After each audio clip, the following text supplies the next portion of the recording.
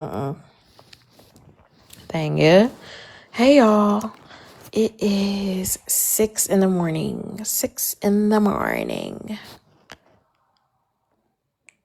Let me go and tell them I'm gonna be late tomorrow. Y'all get y'all's heart me's and stuff like that and things like that, okay? Make sure y'all get all your heart me's, boo. What's up, Shay? What you talking Hey, about? beautiful. Hi, baby. Listen, so I'm a I'm a drug addict. I'm gonna say it. I don't care what nobody say. So I've been sober all day, Susu. You will be proud of me. I'm proud of you. But do you remember when I was dog piled on by Glock for just sending a message in a DM for everybody to come and join me on my battle? You I remember don't that? remember that. I don't remember that. I'm trying to get somebody to get it for me, right? But I'm Okay. asking for a pardon. Cause if you send me to prison, right? I ain't do the time, you supposed to give me some money back. I'm supposed to get me a refund of my time. Mm. Okay, well, I know Yeah, nothing else. I don't know if I I was around for that. That's one I thing I don't don't know, but remember. listen, girl, I'm trying to get a pardon because I was not even guilty, girl. And they double teamed me. And then I gotta get Tangy because Tangy, you go off on people. Thank you. Tangy, you go off on people, and then when it come back on you, you crying the blues, girl. This ain't lady sings the blues. You don't get that option. Not here. Who? Tangy. She Okay, I can't be didn't. beating up on people and want somebody to feel sorry for. I can't do it. Oh Lord. Okay, so Yeah, I just so can't. you had a court case. Where was this at? So my court case was in Bella's. Uh huh. And Glock was the moneymaker for Diamond. At that time Glock was Diamond's big thrower. So I Mm-hmm. sent messages like out to Bella, I sent it out to Tea Time, I sent it out, to different people that I just frequent, asking them just to come to my battle, right? And I Mm-hmm. guess Glock, because people have been begging Glock for money. I never begged Glock for money or any of that. I just asked them to come to my battle. Mm-hmm. And it became a whole thing. I became bitches, hoes, sluts, treats. I don't know what else the fuck I didn't become. By I who? became Who all was those calling you things. all that? Girl, Glock ate me around. When I tell you Glock went around, she was on 95 South and hit 85 on my ass. Damn. Yeah, girl. I sent For the Haters a message because For the Haters had made a whole video about me, girl. Oh, so maybe For the Haters probably got the clip. Probably got the what you call it? What you looking for? Cause she was one of the only bloggers back then. And I feel like, I feel sorry for Dr. Duchess now. Yeah, I'm sweet just saying, thing. I'm not very empathetic. Mm-hmm. I feel sorry for her. And then I think she's going to get what I got. She's going to be ostracized out of the mafia. Damn. Oh, so you're ex-mafia, and basically when No. that situation Mm-mm. happened. No, ma'am. No, ma'am. No ham. No, Mm. no turkey. I am a person who started on Diamonds Live. I never qualified for a mafiater at Oh. all. My Mm. corns, were brown, and you gotta admit I'm sick, so they didn't want my quarters. They didn't want, I couldn't even give up the EBT card, girl. I ain't had nothing. Okay. Okay. Yeah. Yeah, you couldn't get no offerings. They was like, keep it. No, and Hey, then, Christina. remember I was friends with Mike. Now, remember that now. Me and Mike were friends, and Mike was supposedly taking up for me, but then when all the stuff went down, he was on Glock's Live talking about me. So I just don't know Oh how that shit yeah. worked Okay, either. that I do know because you told me, but I didn't Yeah, know that's when that's he how was that went on. down. You know how he go, oh, Miss Glock, I didn't know she was doing that. Yeah, Yeah. Mm-hmm. I am So, screaming. girl, you need to catch me when I'm like this before I get sleepy. I'm silly. But yeah, I gotta get me a good team. Like I might need you to be my lawyer, Susu, for real, because If I you think want I to deserve a retry it or pardon. something, I can have you back. But can I be honest? Yeah. It done I think gone I to need a pardon. Don't you it think? done gone to the you done been vindicated. Glock, don't be over there with Dime. Um you ain't over there with what you call like so I Right, think but you it was some people that told me to DIE in my oh, thing, and do you have the that hey my Bella? children. But Did wait, I wait, hate Bella? wait. Bella's in here, but who told you to DIE? What? It was people that were coming inside of my DM, and they were saying that it wasn't Bella. No, Bella didn't tell me she hate me. I know I don't Bella think. would never say that. Bella, did you tell me you hate me? Oh, hell no. Oh yeah, I didn't think you ever said that. No, no, no. But my thing is that I love the fact that now it's coming around. It's springing 360, right? I didn't do anything. All I did was send a DM asking people to come to my battle. And people do that every day Mm. now. And it's Mm. no penalties. And you don't have to knock nobody. Oh yeah, times were So different back I just then. want to be vindicated. That's all I was asking you, Bella. Well, Bella, Could you get I called you up my here pardon? because she was tried in your court and she was asking for a pardon to the conviction.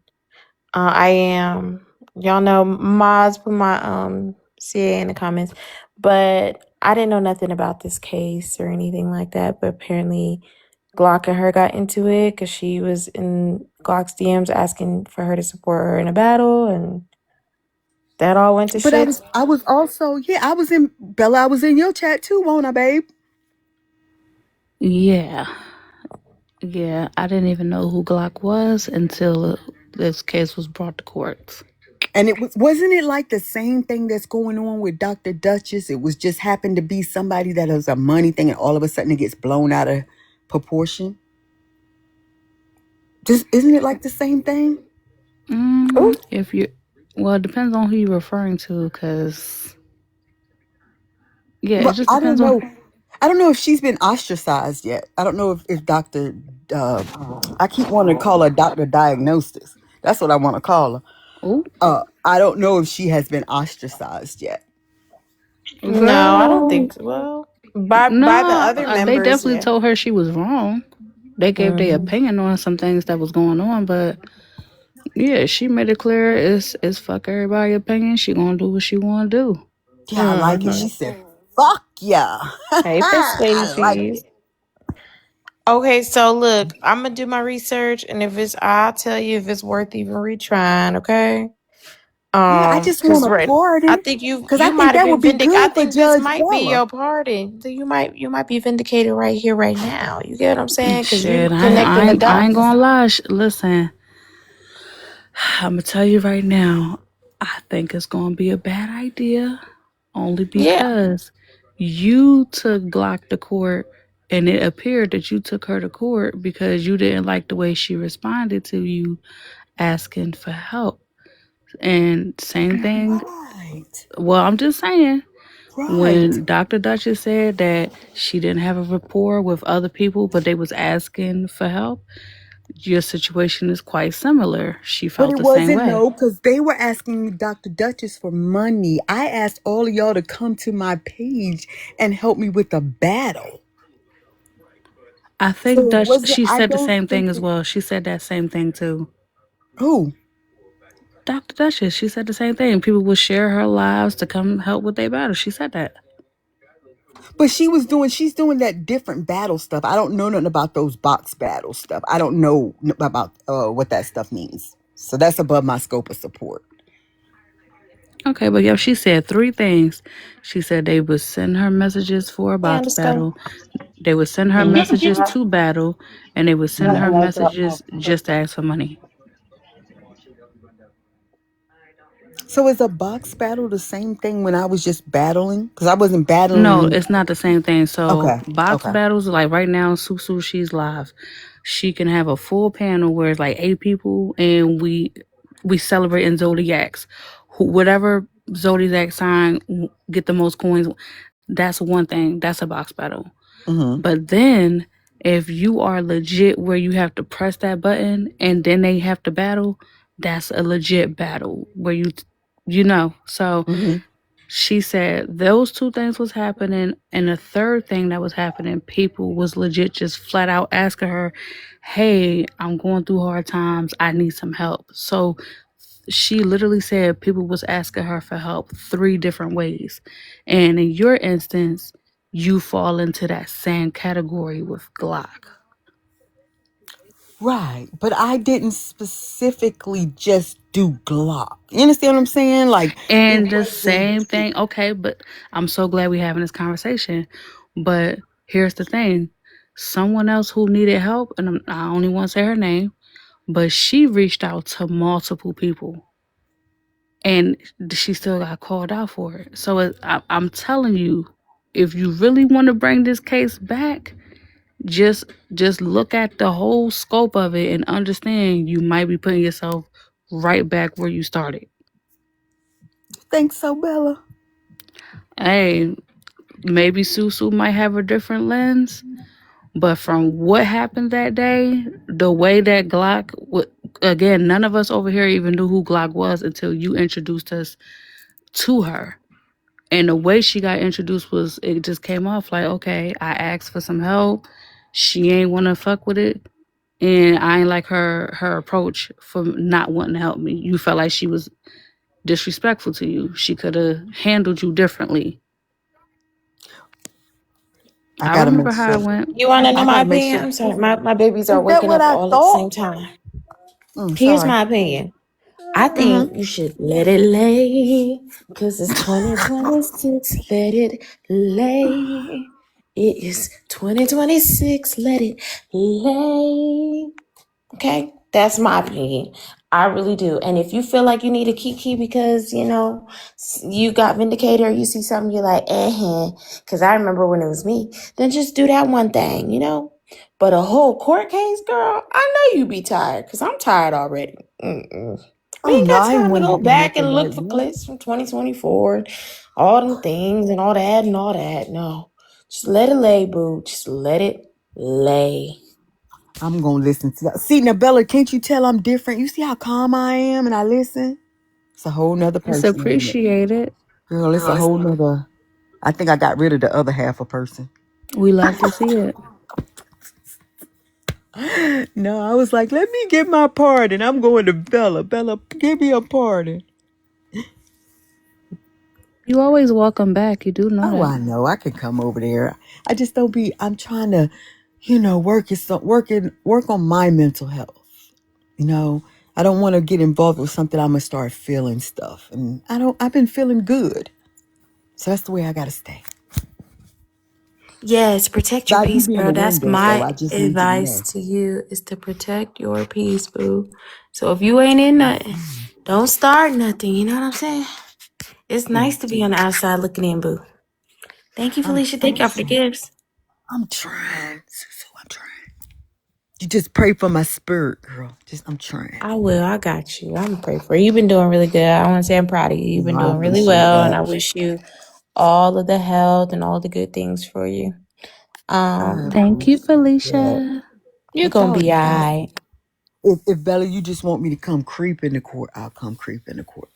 You can come creep in there. I like to see the OGs around sometimes too. Yeah, I'll come be a juror this Sunday. Maybe I can Period. listen. Okay. What cases are you doing Sunday? Are you doing it? Oh, it's only Tuesday. Girl, it's already been a busy start Yeah, already. that's what I was about to say. It's gonna be a long week. It's gonna be a long week. Mm-hmm. I'm thinking today, you guys. Thank you, Bella, for going live, by the way, and giving us that good content. I It wanted to was a switch nice it up break. a little bit today, you guys, and I wanted to play an interview. Have y'all been seeing the clips of Cam Newton? Y'all know who Cam Newton is? He's the The football Of football player that course. player. has the podcast. Yeah. And he's just really condescending and really rude to his women guests. At first, it was Natalie Nunn, and then it was Lady London. So with Natalie Nunn, I think a lot of people just feel like because she is who she is, that I think for him personally, if because she's who she is and she's a baddie and a bad girl, that he could try to talk to her crazy, and she put him in his place. And then turned around and had another young lady who's a rapper by the name of Lady London join his podcast. And she's very intellectual and very smart. And once they started having a conversation, I found it so intriguing, the type of conversation they were having, because she was like light years ahead of him. Like she was ahead of the game. Now which one do we want to watch? Do we want to watch Lady London, which is more so she's eating him up demurely? Or do we want to watch Natalie Nunn, who's eating him up to his face? Because I don't mind either or. I was going to go Lady London route, but we can definitely start with Natalie Nunn if y'all I would think I like. want a little. Natalie I want a little Nunn. spice with some class. Right. Let's go with Lady London. You want to do Lady And London? You want I to do just Lady want to say London? one thing. I want to Hey, say one thing before I Felicia. I'm drop. sorry I didn't see you, Hi. Felicia. That's okay. With his 5 kids, that he drugged that lady and had all those 5 kids and didn't marry her and then left her and then got with another woman and had another baby and still ain't married to nobody and on the internet talking about women. He is so She rude, said and what I she want us to said. get into it. Thank you, good vibes. Eat him up, Miss Felicia, because I Oh, I needs watch to him all get the time. into it. Oh, he's so rude and he's so dumb. Hey, Lo. I do need a streamer test. He's so dumb and so rude, y'all. And I just want y'all to see how stupid he sounds. Because Lady London is like college educated. You would think he's college educated too. He has some sense, but I don't know if that helmet knocked his head a couple times. Tessa Mess, if we could go to YT and we can put in Cam Newton, Lady London, we're gonna watch that interview today, you guys, because he really had that girl fucked the fuck up, thinking he know what the hell he's talking about. And they say You he's think like she some was sort low of. key pissing him off? You said what, baby? You think she was low key pissing him off? Absolutely. I'm sure he's very intimidated by oh, they want to vote. Okay, they want to vote. Okay, we're gonna vote. Damn, even if my name was Natalie Nunn, check me. Okay, while I do this, right, I think he just is intimidated by very intelligent Black women, especially if they're in fields like Natalie Nunn and Lady London. So Natalie Nunn will be smiley face and Lady London will be sad face. I know, Bella, but the people want a damn vote. You can hear my vote. Natalie Nunn for red. Lady London is blue. Natalie Nunn's interview, red. Lady London's blue. We're going to do something different, y'all. Let's get into this. I'm waiting for y'all to, if you can hear my voice, please vote. Natalie Nunn is red. Lady London is blue. I can't see. It looks 0-0 to me on this side until the damn thing ends. It We says can watch Natalie both. has 16 right now and Lady London has 56. Ooh, it's neck and neck. Got 8 seconds. Natalie Nunn, smiley face. Lady London, sad face.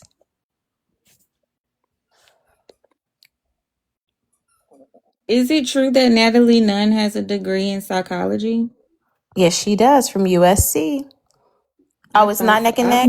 Oh, 20 to 64. Okay, we're doing Lady London first. Boom. Yeah, she went to USC and she was actually competing on the Olympic level in track. It's a sociology degree, yeah. Okay, Miss Felicia, thank you. Let me move this, you guys, and let's get into it. This will be a great discussion. I love this topic, you guys. I hope you guys enjoy the interview. I'm ready whenever you are. Make sure y'all touch the live goal. Please touch the streamers box, tap the screen, get your heart me's, and all of that stuff.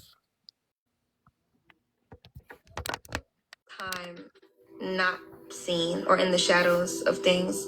When you see light, you embrace it. So you want to shine a light on me, I'm going to make sure y'all understand why my light is being shined here. So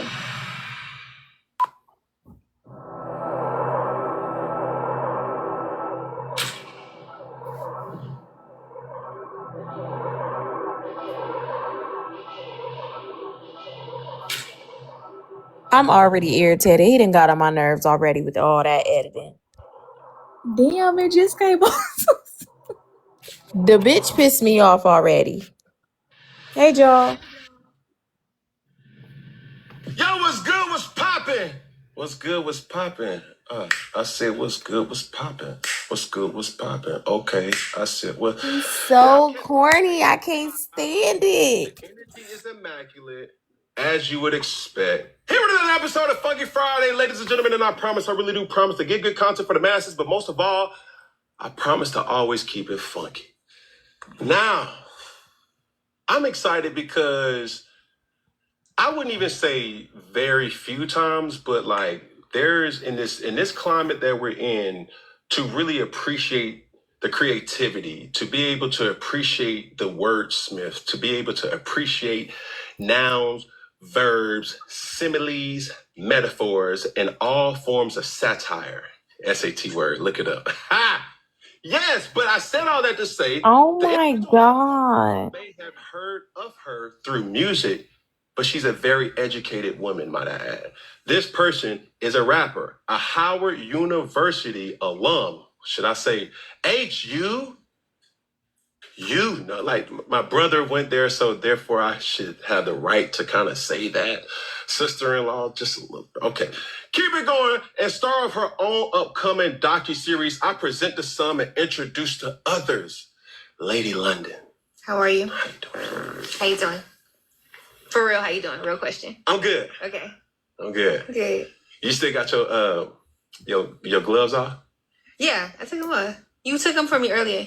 They're pink though, like your outfit. I thought you was gonna wear it. No. See, one thing about this, this street still go one way. Oh. So I don't know what you was trying to do with that pink word, but you know what I'm saying? What they say, real man wear pink. Right. You know, I'm in my killer come, killer. Let's pull a range around the back, the pink one. You feel what I'm saying? Yeah. But how you doing? How you I thugging? feel good. How are you? The energy is good. I think every time I have an opportunity to sit across from a person, you pick up energy, you pick up, you know, just the flow of that particular person. Yeah. And like, I got to come to you correct.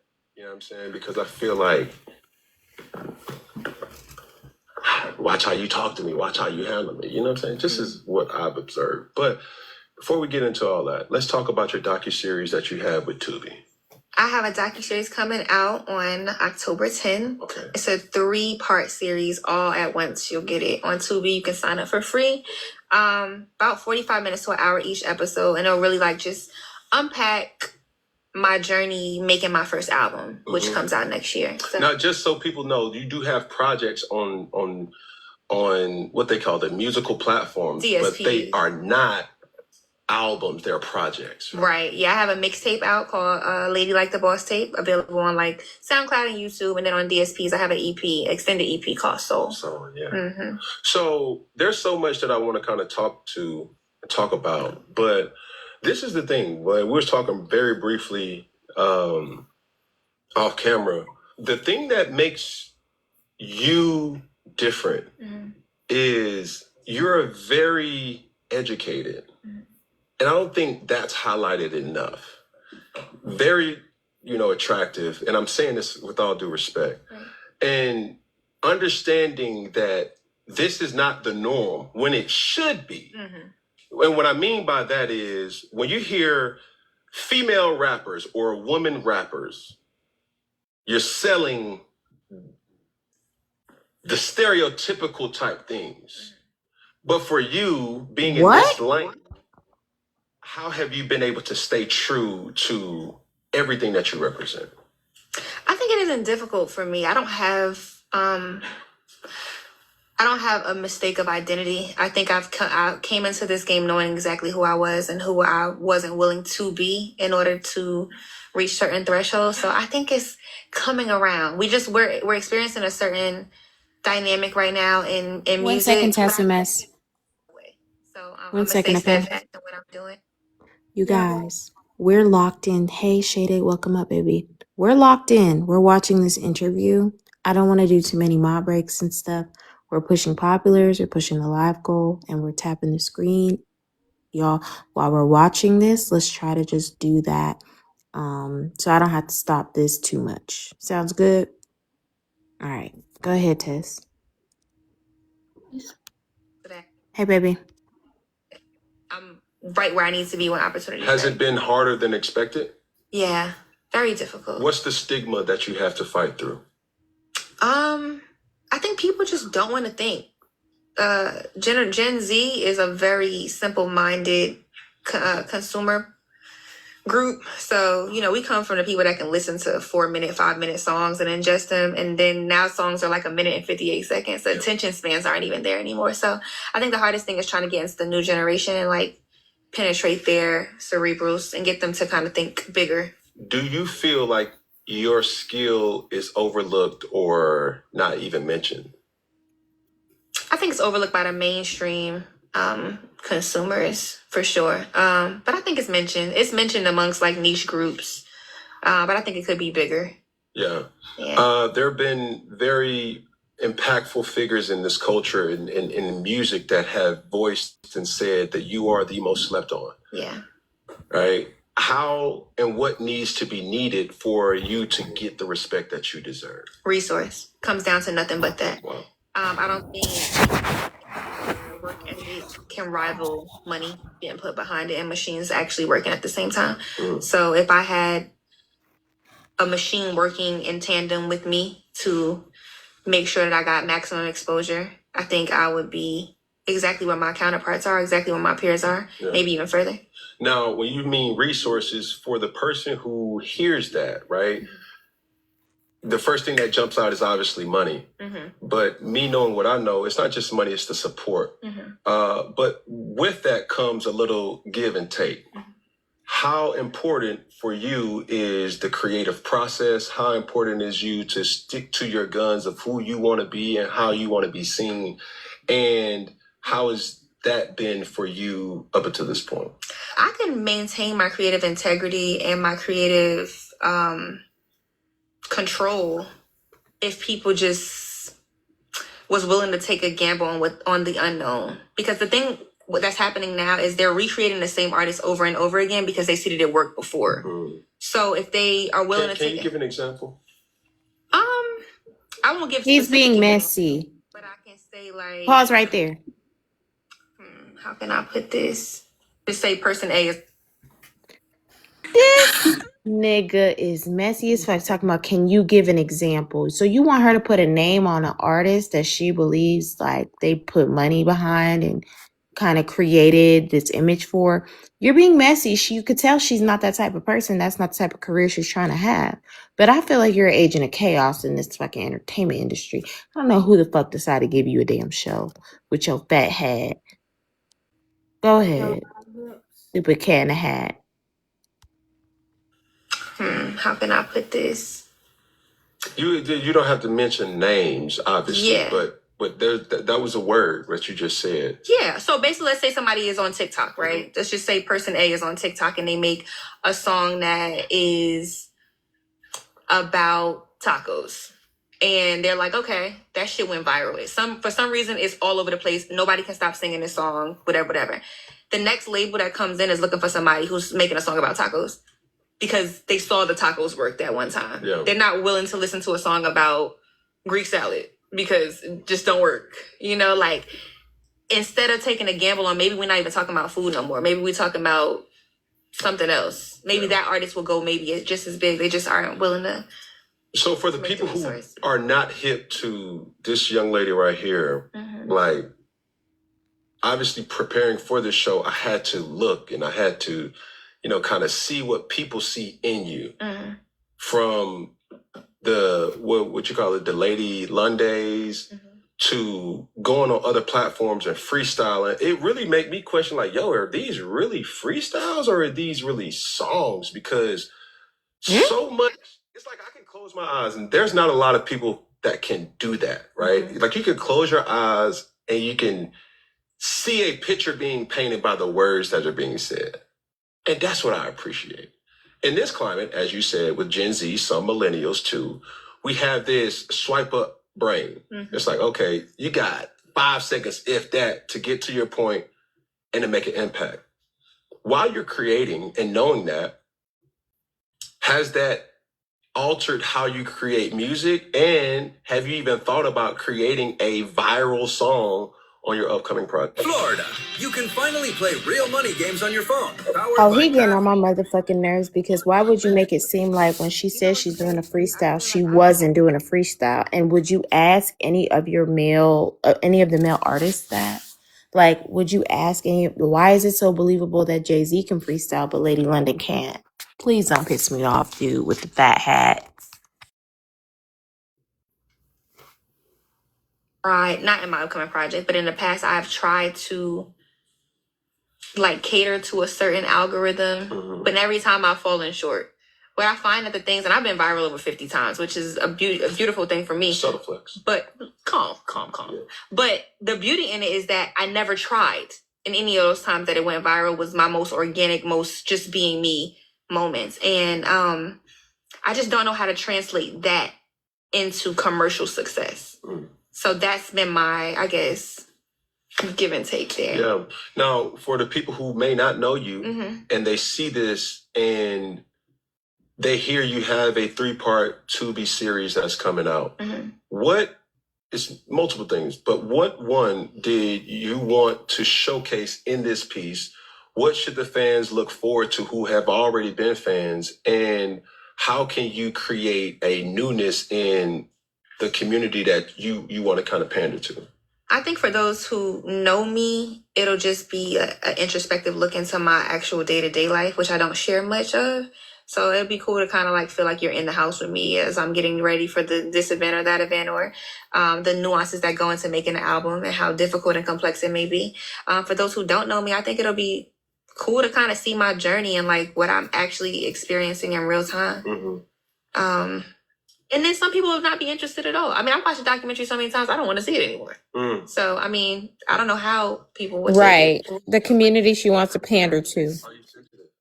Extreme. I'm a Cancer. I'm extremely sensitive. What that mean? Oh, she real, man. Okay, I like her. I'm a God. The God that I serve said I'm a direct reflection of him. Okay. So God also Wait, take it back a little bit. to paint the. The God that I serve said I'm No, a back some more. We'll get into it later. What are you? What's your sign? I'm a God. The God that I serve said I'm a direct reflection of him. Okay. So God also illustrated the stars as signs and symbols to paint the image to Abraham. So it's definitely constellations and things like that are talked about in the Bible as well. But we can get into when's your birthday. I can redirect the question. Okay, every day is my birthday. Okay. Fabulous. Love that. Yeah. Like there's like a part of me that's like Kanye West, and then there's also a part of me that like TD Jakes. And I'm just trying to ask your question. I'm sorry, it's just May 11th, 1989. I was born on a Sunday, Mother's Day. I am my mom's favorite son. She would never admit it, but I think that to be true. Got it. She has 2 other sons. That means that vagina was powerful. What the hell? That was TMI, but needless to say, What? I'm here today. Grew up in a very loving household. Okay. I need you to. What? No. He said his mother's vagina was powerful because she had 2 sons. So you already have a superiority complex to women. Not saying like in a traditional relationship, men are not leaders or whatever the case may be. But your mom's vagina was powerful because she had 2 big head ass niggas. Why are you even talking about your mom's vagina? What is going on here?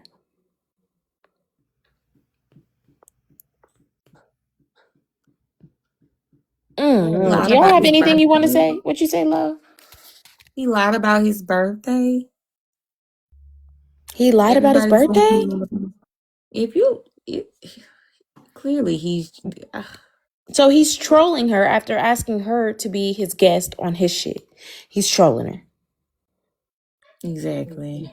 Weird. He's weird. Okay, go ahead, Tess.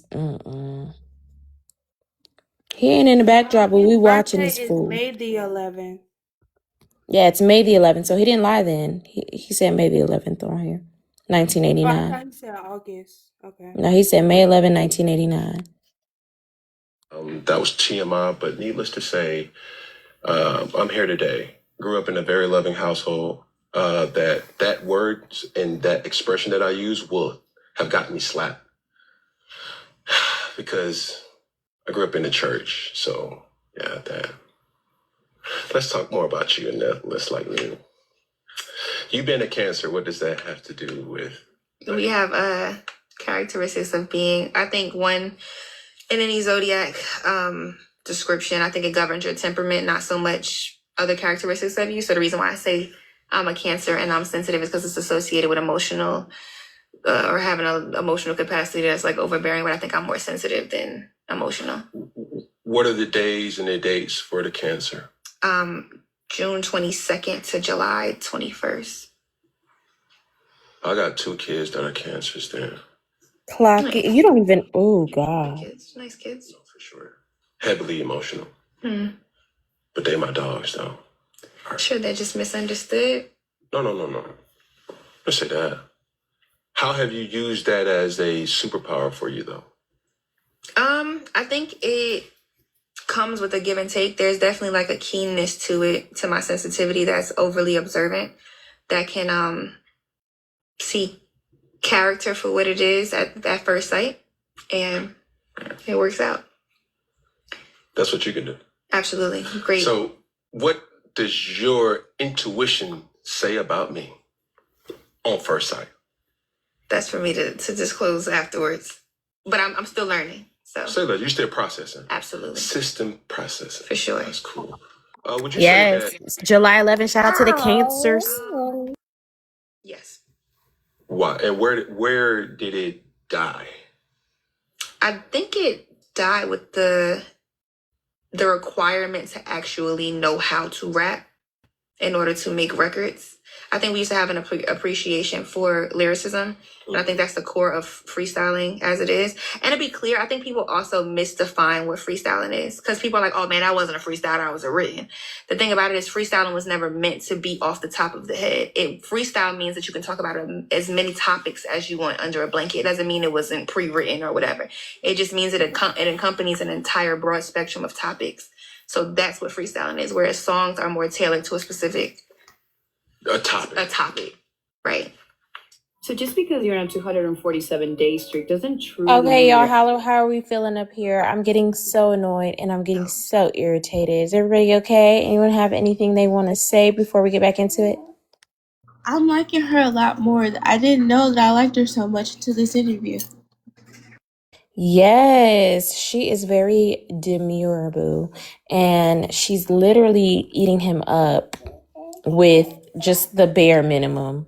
Just the very bare minimum, because she's already extremely intelligent, way more intelligent than he is displaying right now.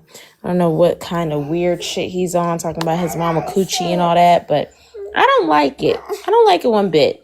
All right, y'all. Oh, yeah, you guys are saying y'all love her. I do, too. Yep, she's a whole vibe. She is classy.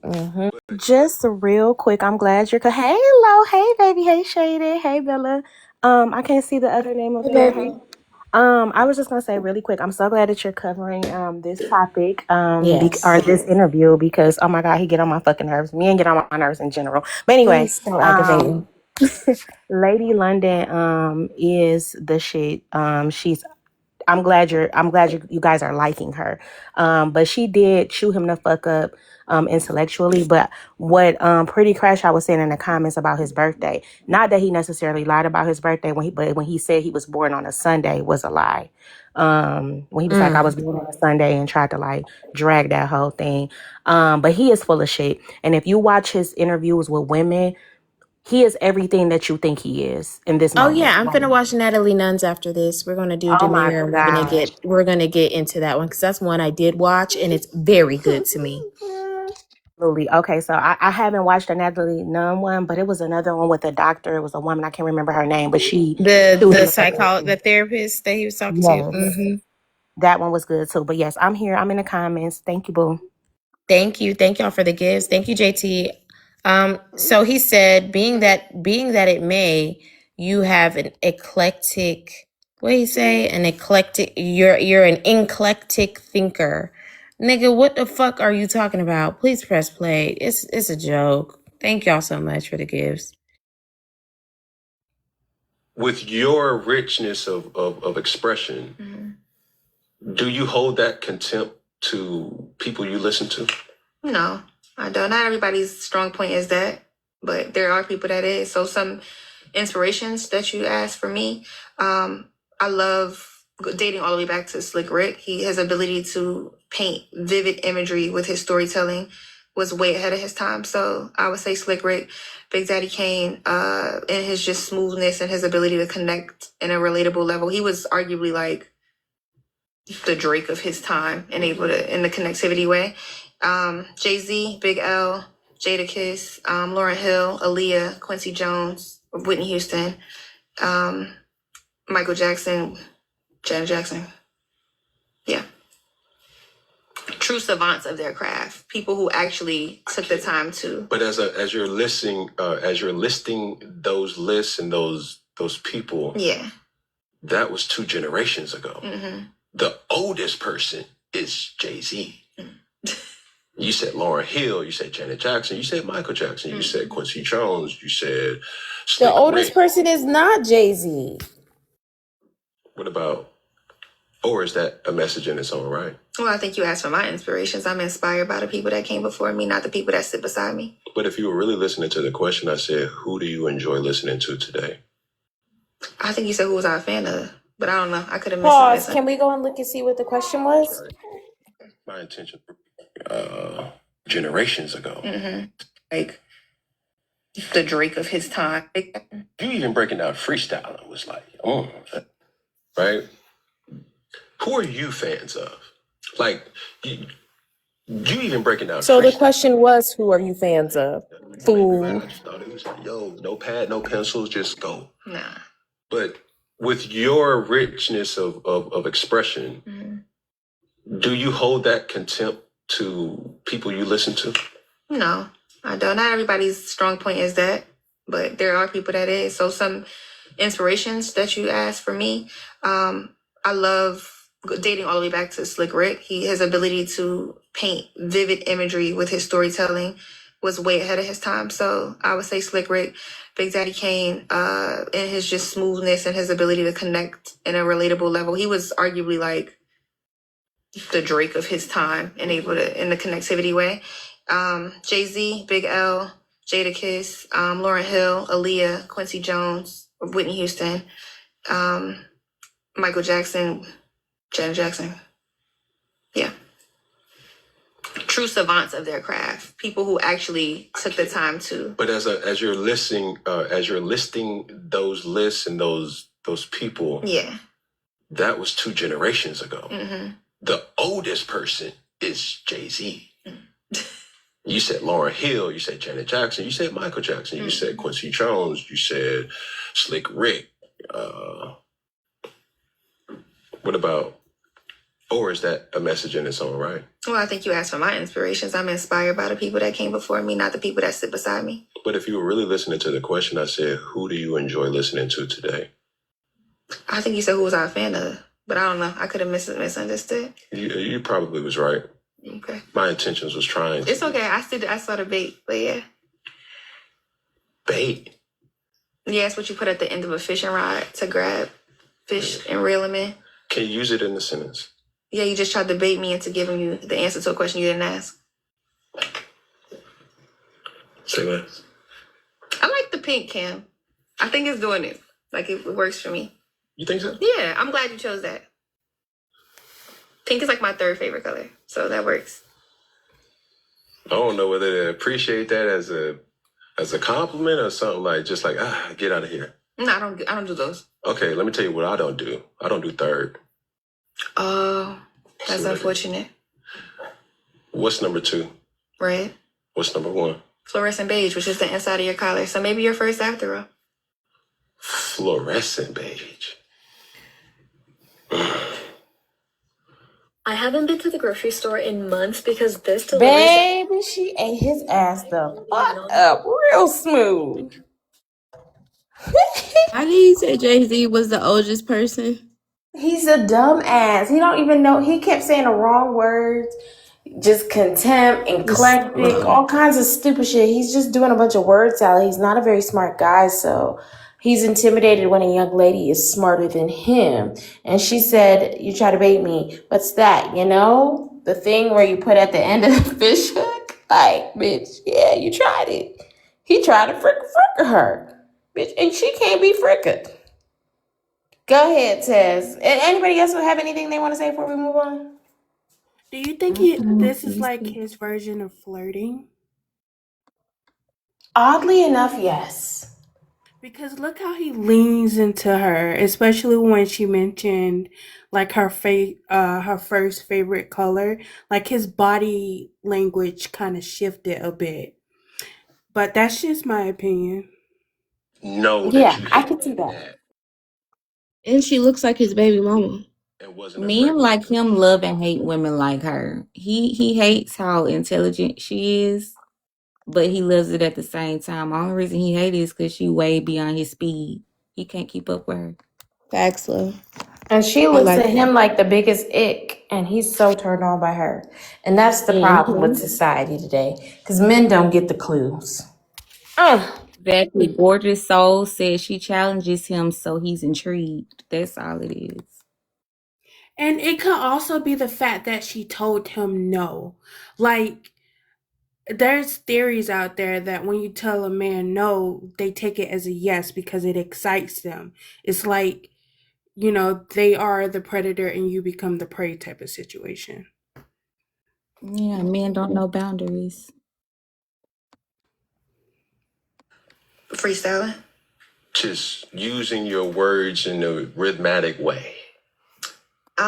I think when I was like 11 or 12, I was always writing to kind of get away or escape. So I think I learned back then that I was pretty witty with words or clever. Is that something that you feel you were born with, or that was something that you just worked to get better at over time? I think, of course, I think almost everything is a question of nature versus nurture, but I do think from a genetic standpoint, I think there's a lot of slick talking people in my family as a whole that use their words pretty wisely. But I think it was nurtured and cultivated on my own. So I think it's a skill set rather than like something that I was born with per se. Now, can you think back during the time where, because most people have skill that they don't showcase in front of people. Yeah. When was that time for you where you felt comfortable, whether in an intimate setting, heaven forbid, friends, family, or strangers, that you really felt comfortable in your own skin and said like, yo, hey, I'm a poet. Hey, I'm a rapper. Hey, I'm a singer. Hey, I'm a this, I'm a that. What age was that? The first time I remember showcasing my art was in college. And I did it because they were like they were giving like prizes, like Chipotle gift cards and shit like that for the winners of poetry. Need that. Super need that. Yeah. So I would go and just submit my art, or I do like the open mic and win every time, win like a Chipotle gift card. Back then the bowls was like $6. Me, two of my friends split the gift card, you know? Everybody eats, B. Everybody eats. Exactly. When was the first time, that you did it to strangers? Like, through in that way, but like, I guess for me, if somebody comes up to me and say like, yo, I can sing, it's already a negative.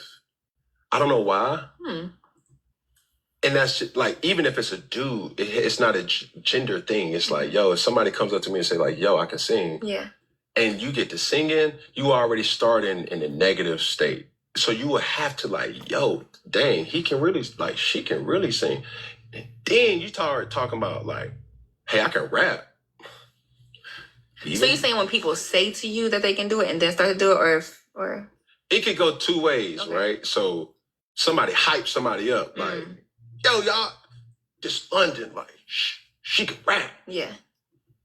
What? You're automatically We at Chipotle. What you talking about? And then I automatically assume like you can't.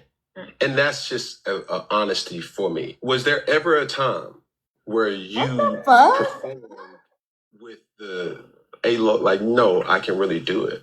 Every time I perform with conviction, because I know I could do it. Whether y'all believe I can or not, it's cool. But I think I walk with that stride when I perform. Always. That's all the end of my freestyles. You always see me have a very effortless, I lean back in the chair because I know I did that. Simple. Where'd that come from? I think when you spend enough time not seen or in the shadows of things, when you see light, you embrace it. So you want to shine a light on me, I'm going to make sure y'all understand why my light is being shined here. So now, some of the subjects, right? Because you have a different way of kind of tackling a lot of things in your your wordplay. But what's the common centerpiece of like what draws the most inspiration for you in my writing process? Yes, ma'am. I get inspired by anything. Really life events. Like I can travel and get inspired. I can get inspired from relationship dynamics that don't even pertain to me. It's people that I can hear my friends going through something and I can get inspired to write. I write in pain a lot. I'm learning to write in happiness. But I can get inspired from anything. Yeah. So going back to kind of Tubi and obviously your new project that's coming out, what are necessities that is needed for you to tap into your purest form of creativity? Silence, solitude, sunlight.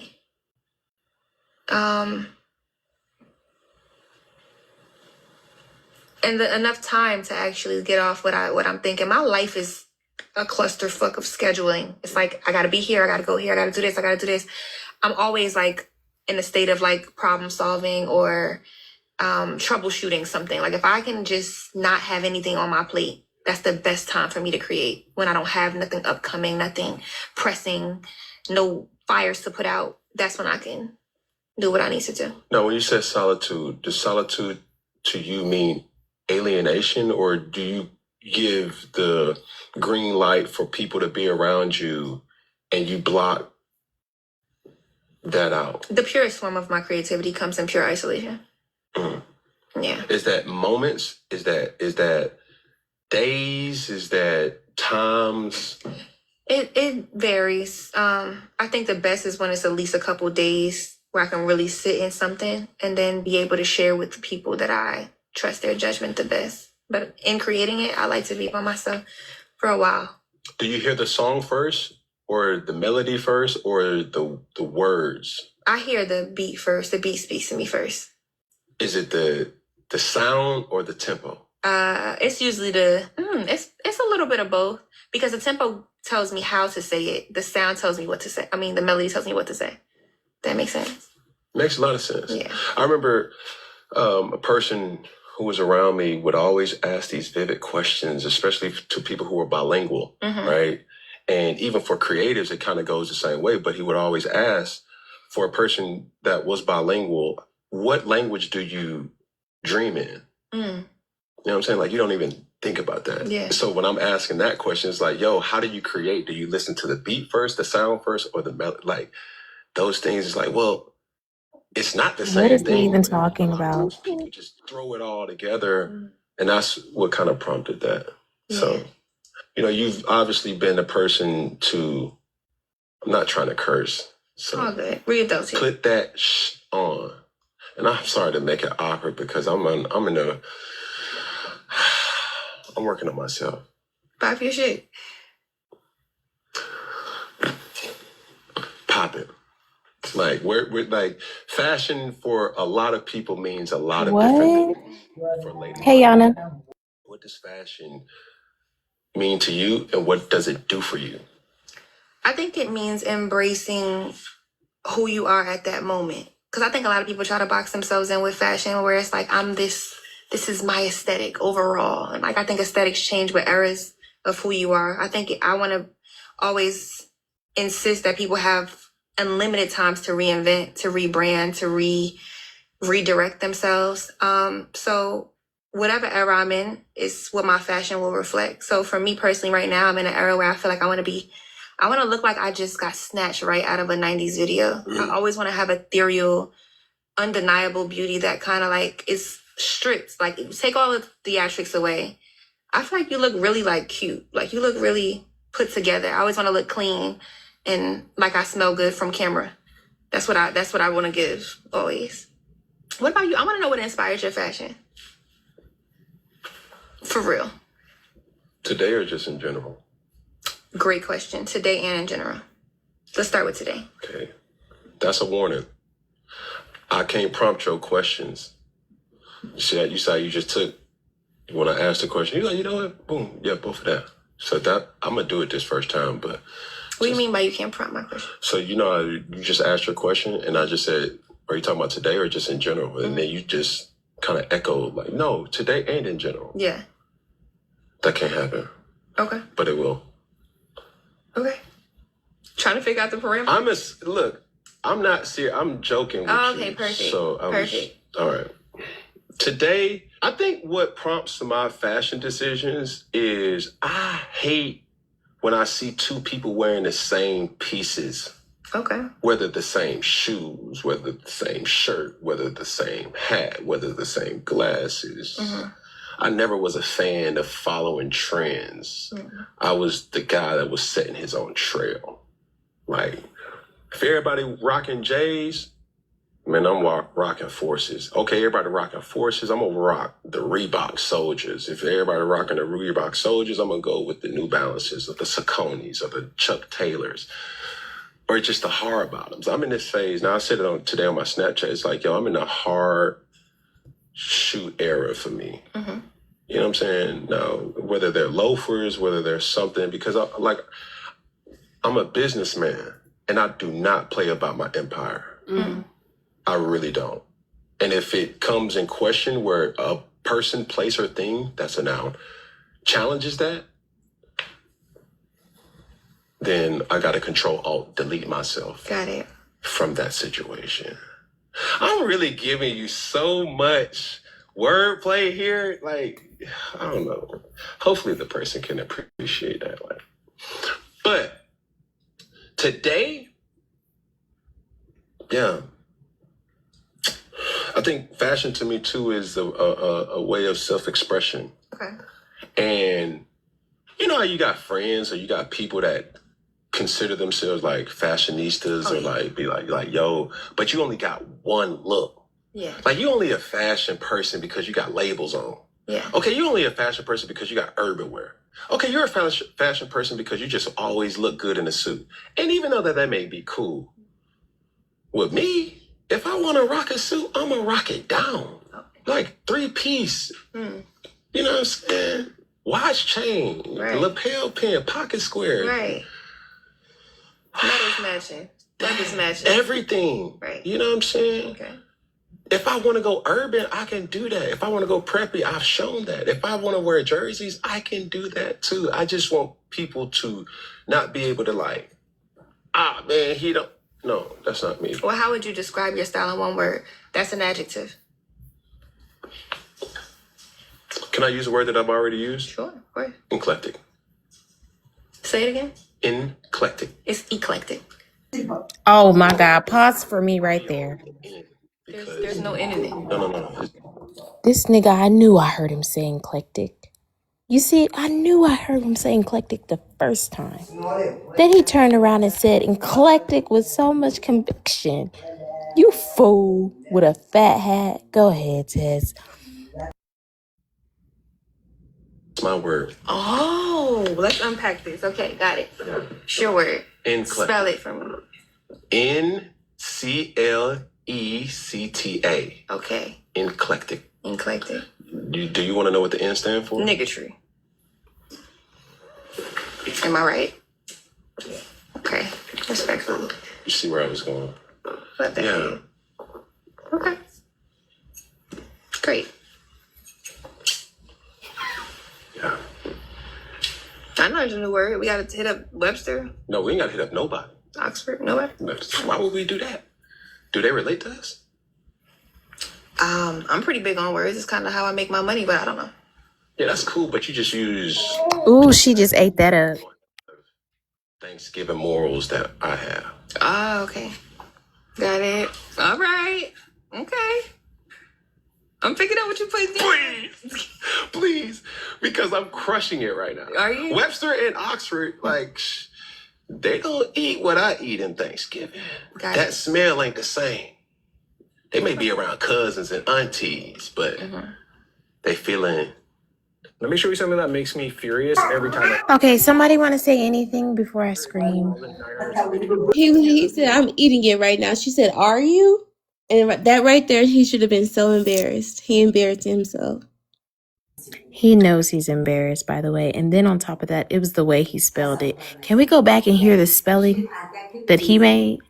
Because it was so stupid. N-C, he didn't spell it right. Nowhere near. How I make my money, but I don't know. Yeah, that's cool, but you just use people that. Why would we do that? I know there's a new word. We gotta hit up web Do you want to know what the N stand for? niggas. CL. Well, the heavy on the N because There's no N in it. No. It's my word. Oh, let's unpack this. Okay, got it. Sure word. He's a narcissist. He said, that's my word. NCLECTA. Okay. Eclectic. Eclectic. Do you want to know what the N stands for? Eclecta. Am I right? Okay. Respect. I know you lying to me. Eclecta. Okay. Great. Yeah. I know there's a new word. We gotta hit up Webster, No, we ain't got to hit up nobody. Oxford, nowhere. Why would we do that? Do they relate to us? I'm pretty big on words. It's kind of how I make my money, but I don't know. Yeah, that's cool, but you just use people that don't have Thanksgiving morals that I have. Oh, okay. Got it. Thanksgiving morals. I'm picking up what you put there. Please, because I'm crushing it right now. Are you? Webster and Oxford, like, they don't eat what I eat in Thanksgiving. Got That it. smell ain't the same. They may be around cousins and aunties, but they feeling. You know what I'm saying? Got it. Let's talk about education. Is that a secret weapon for you? Or is that something that you are forced to kind of shun? And I can explain both. No, I embrace everything that is a part of me. I will never shun any parts of me. And that may be my downfall. Much like yourself, I'm sure. Not downfall, but like just it is what it is. I'm proud of my education. It's a big thing for me. It's a big thing for my family. And it'll be a big thing for the family that I create as well. It's just, I think our goal as a people is to educate and to be educated. And it doesn't always have to be related to college or actually collegiate education. I don't think education goes hand in hand with schooling, because what I've learned in my environment has definitely gave me better tools to navigate my life rather than school. But I think the more you know, the more you can navigate, and the better off you are. What did you study? In undergrad, I studied sports medicine and chemistry, double major. And in grad school, I did global medicine with a concentration. Grad school was Cal? What was it? USC. You smart. Yeah. Some might say. A little bit of niggatry, though, too. Hello? Yeah. Balance, equilibrium. You have that's. I was going to use 2 letters, but I'm going to let you be the one. That balance got to be chemically balanced. This guy. Okay. I'm here. I'm with you. But that's how. Good night, Kishelle. Love you, babe. Have a good night. I see what you did with that word. It did like that. Hello, touche. USC, fight on. HU, you know. Right. All my lingo. I'm trying to tell you. Like, where'd you go to school? Huh? Where'd you go to school? Hard Knocks. Same. But where else? You know what I'm saying? I went to Blaine College. I got my associate's degree in horticulture. Not a lot of people know that. Horticulture is the study of plants.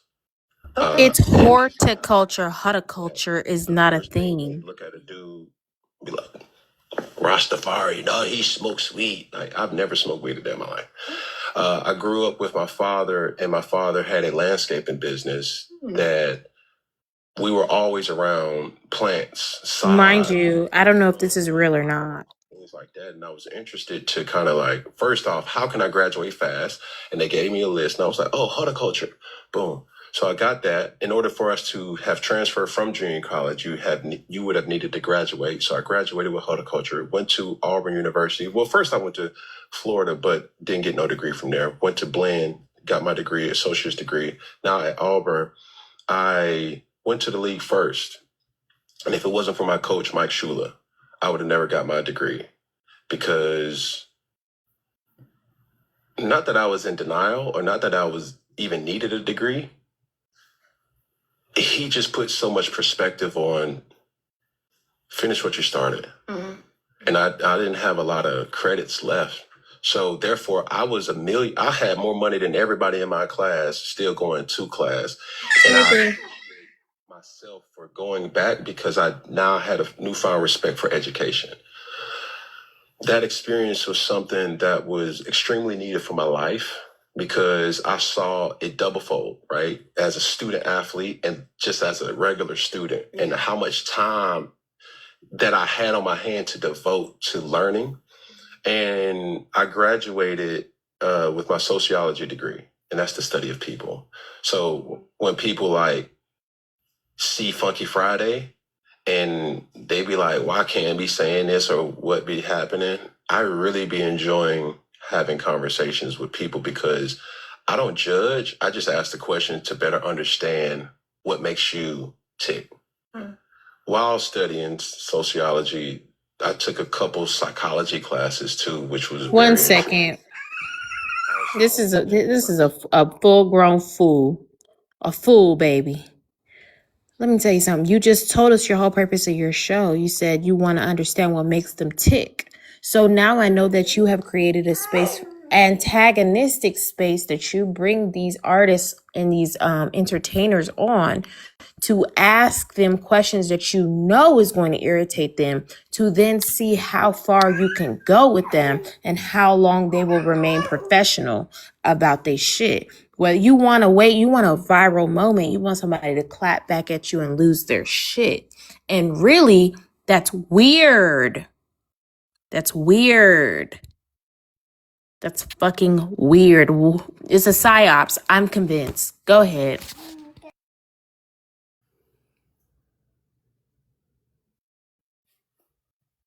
But Miss Lady London, we keep getting sidetracked by me because I can talk. It's just naturally. That's fine. Let's share the interview. No worries. This is what I do want to know, because similar to your trajectory of education, a lot of people don't talk about this battle. And I've had this conversation with my my younger brother. The HBCU experience versus the PWI experience. When I said that, what's the first thing that you thought about, and explain? Polar opposite. Entirely. Explain. One, a HBCU is a community through and through. I mean, if somebody don't got the homework, somebody else gonna help you with the homework. It's like we are all in it together for the greater good of the next thing. I speak for at least like studying academic wise. When I was getting my master's from USC, it was like we were all competing for this one degree. You know, it felt like it was like they didn't want to study together. Or maybe, I don't know if it was, well, a little bit of background on me a little bit for my USC program. I beat all odds getting into this program. This program had an 8.1% acceptance rate. 5.6% of those students were Black. 1.8% of them students were female. So in my class, I was one of only 2 Black girls in my entire cohort. How big was the class? I got to be at least 100 people. So automatically odds set against me. Nobody wants to share study guides. Nobody wants to do study sessions, which I'm not used to, especially from a STEM background with science majors. We got to stick together or we'll literally die in this motherfucker. So, you know, very different in that regard. More organized. Now, not to cut you off, but were you on campus for both? Yes. So you was in California or LA, and then you were in DC. Yeah. Yeah. Go ahead. Yeah, so I was on campus my first through 3rd year at Howard, and I did 1 year of my master. I finished my master's program. That was the 2-year program. I finished in a year, and I was on campus for that as well. but it's different. The faculty is different. The financial aid on the bright side at the PWIs, they got their shit together. Not gonna lie, they don't play about that, and it hit. Yeah, it hit on time. You don't be in that office all day.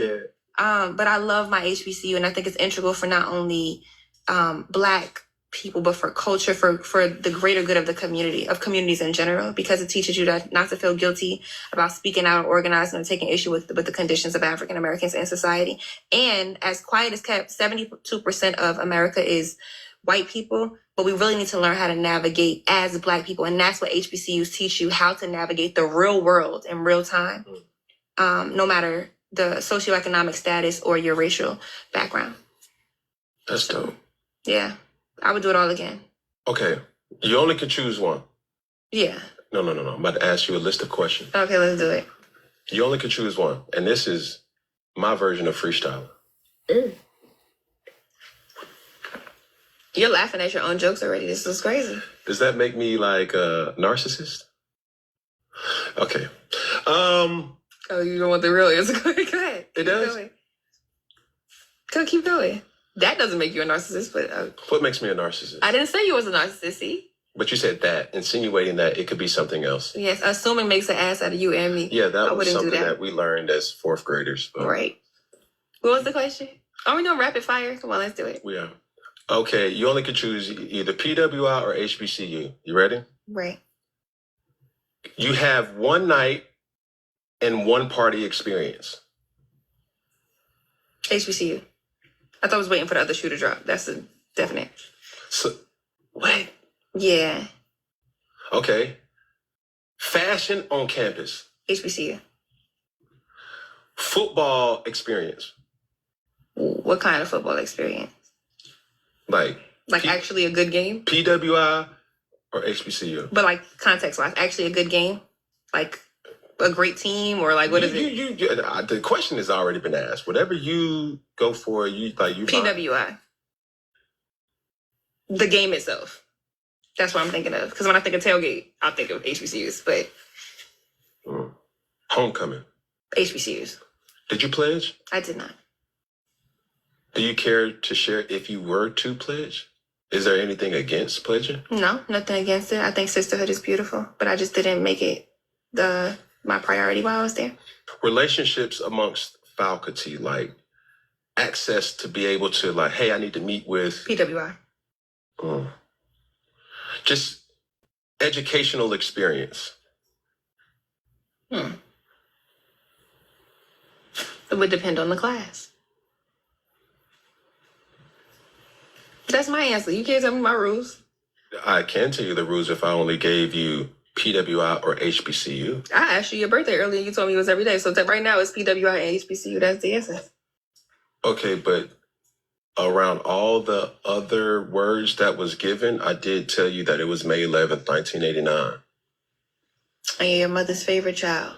Yeah, but you heard mother's favorite child, but didn't realize that May 11th was uttered before. No, I heard it. I downloaded that she was a tourist long before that, but... That's cool. Got it. So... Overall educational experience... HBCU. Loyalist cliques. Meaning alumni network? I don't know. Whatever you just heard. I genuinely don't know what you mean. Okay, look, like what you have observed as cliques, posses, groups to be, what you've experienced, that doesn't necessarily mean that you have been a part of it, but loyalist cliques. HBCUs. Postgraduate plan. Meaning? When you catch the energy for HBCU and PWI, who do you think are more prepped for postgraduate success?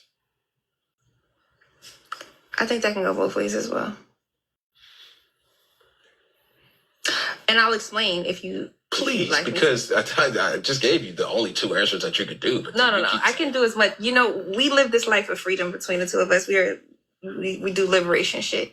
But HBCU, because the alumni network is more powerful than you could ever imagine. I speak for myself. It is a Howard alum at the forefront of almost every major thing happening, specifically in Black culture, somewhere. somewhere in there is somebody who graduated from an HBCU, most likely from Howard. I think PWIs innately, when people have nepotism or people that come from long lines of families and there's dormitories named after your great-great-grand uncle, then yeah, of course you have that ability to perform well after graduation and setting you up in that space. So I think both of them have great results afterwards, after graduation. It's a possibility to have great results, and it's a possibility to have terrible results. It depends on the person. I am absolutely drained by his fucking whole entire attitude. He's so stupid. Go ahead. We're almost done with it. Now, how did your family take that news of you doing rap instead of medical school? It was not well received at first. But I think my family didn't really understand the capacity that I planned on approaching it, and they didn't understand how much notoriety I was getting from it at the time. You know, explaining to my mom, like, no, I'm telling you, like, man, Timberland and them is hitting me, like, everybody likes what I'm doing. At the time, she wasn't on Instagram, so she's like, I mean, we had a plan, 10 years, we do the medical school. Yeah. Because in our communities, we're taught that doctors, lawyers, athletes are the people that make money. You don't think rapper, that's not long term. Yeah. It's not guaranteed. And so it took a while, but they're my biggest support system now. Now, when you say parents, are your parents still together? No, I didn't grow up with my father, but I grew up with a father. My stepfather raised me since I was 5 years old, and my mother and stepfather are still married, yes. That's cool. Now, are they educated? I was the first in my family to go to college.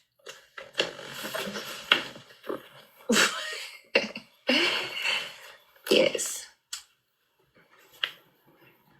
How do you cope with that?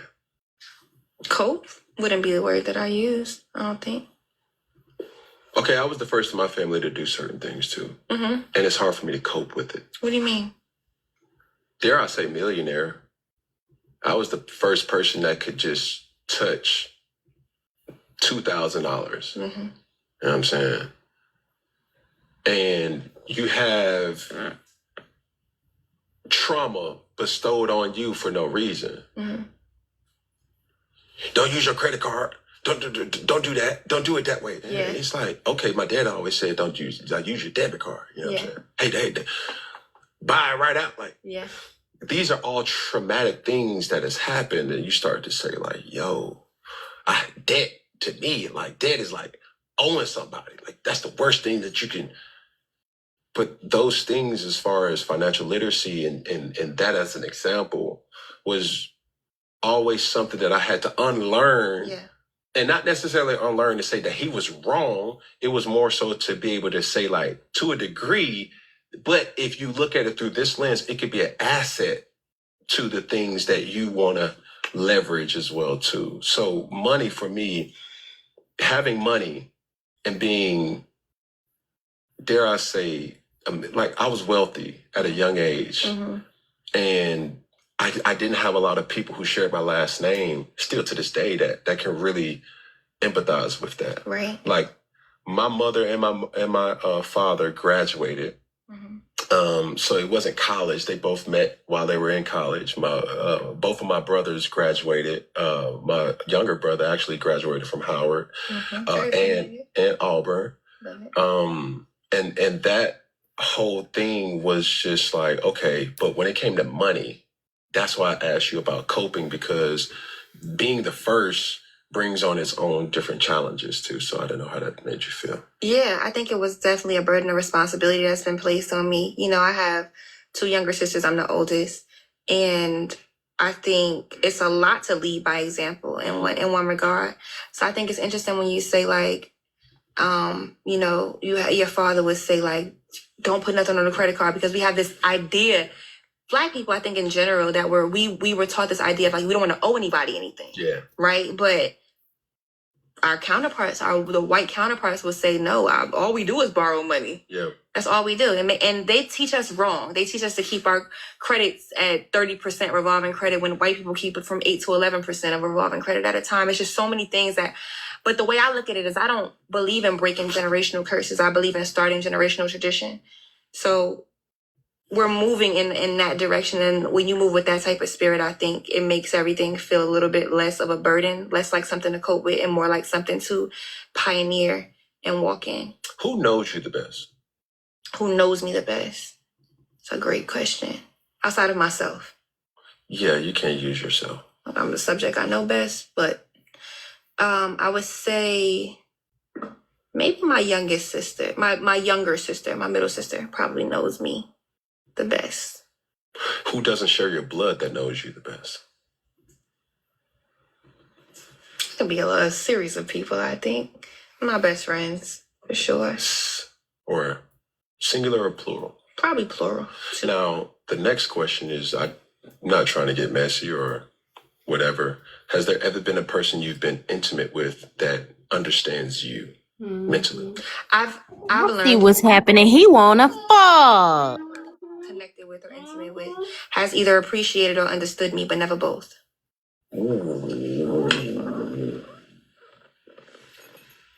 Explain.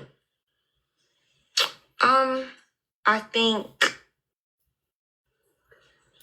in short, I think people have come into my life sometimes for the idea of me. A lot of people like the idea of what I represent. Outside of my artistry that you can see from the mainstream, it's the look of, she's out the way. She doesn't talk to a lot of men. She does this and she lays low, and when you get into my life, you realize I'm slightly more domesticated than you'd even imagine from the outside looking in. So I think people have appreciation for me, but never true understanding in that regard. They don't really know me.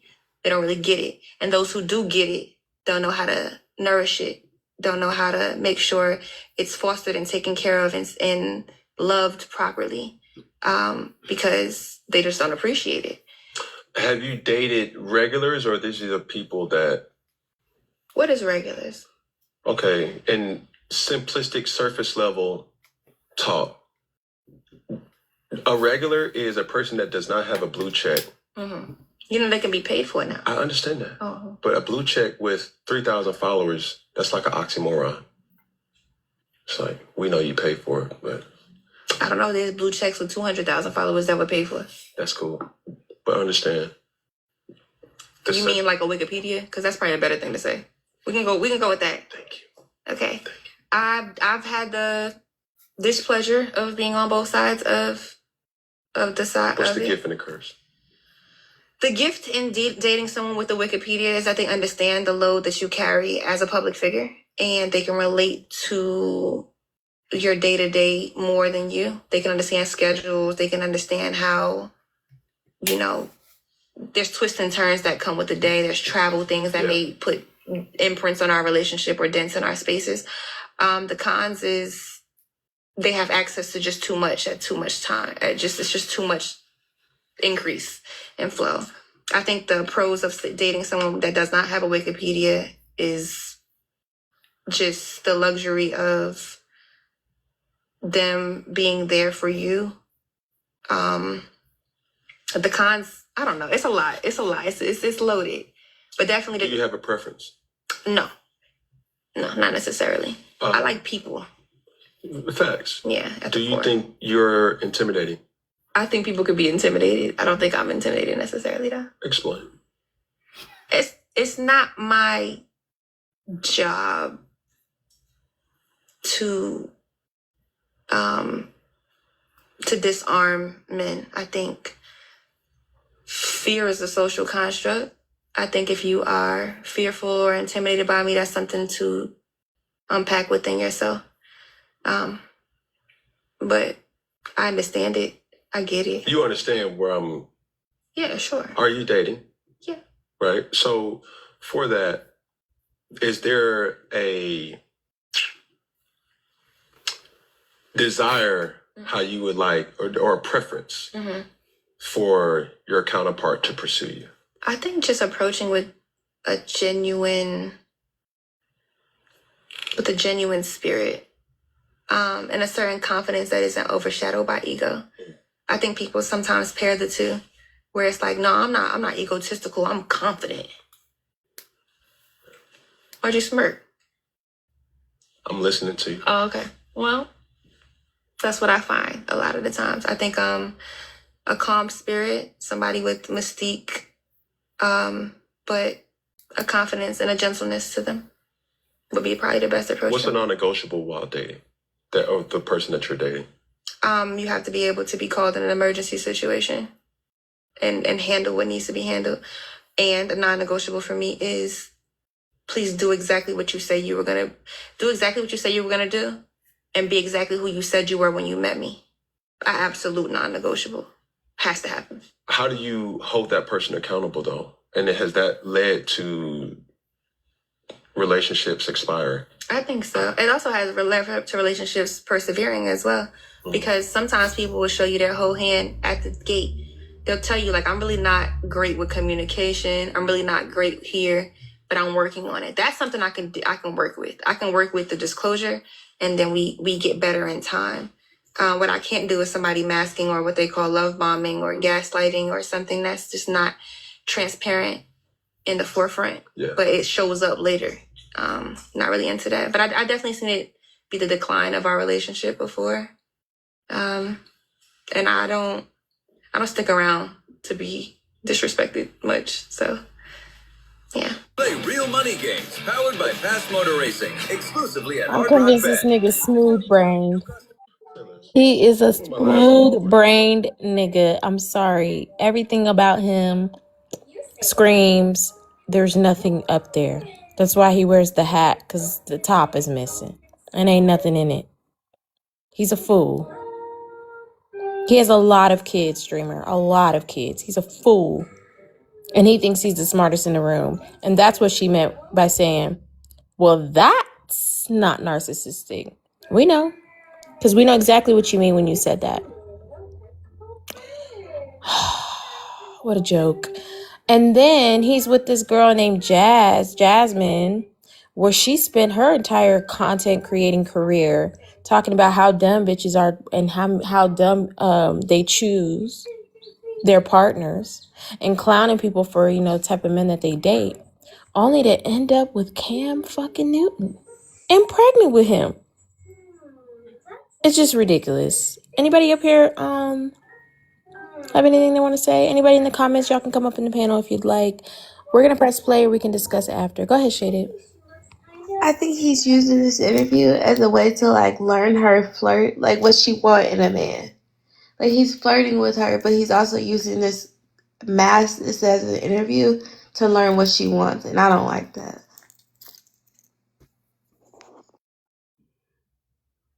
Yeah, he's an extreme creep. That's how I feel about it. An extreme creep. All right, Tess, go ahead. What I kind of talk about is just the state of females in rap, right? And Cardi and Nicki have been going back and forth on social media. I mean, you have to be probably living up under a rock. You're setting her up. You're setting her up. The state of this commodity of hip hop,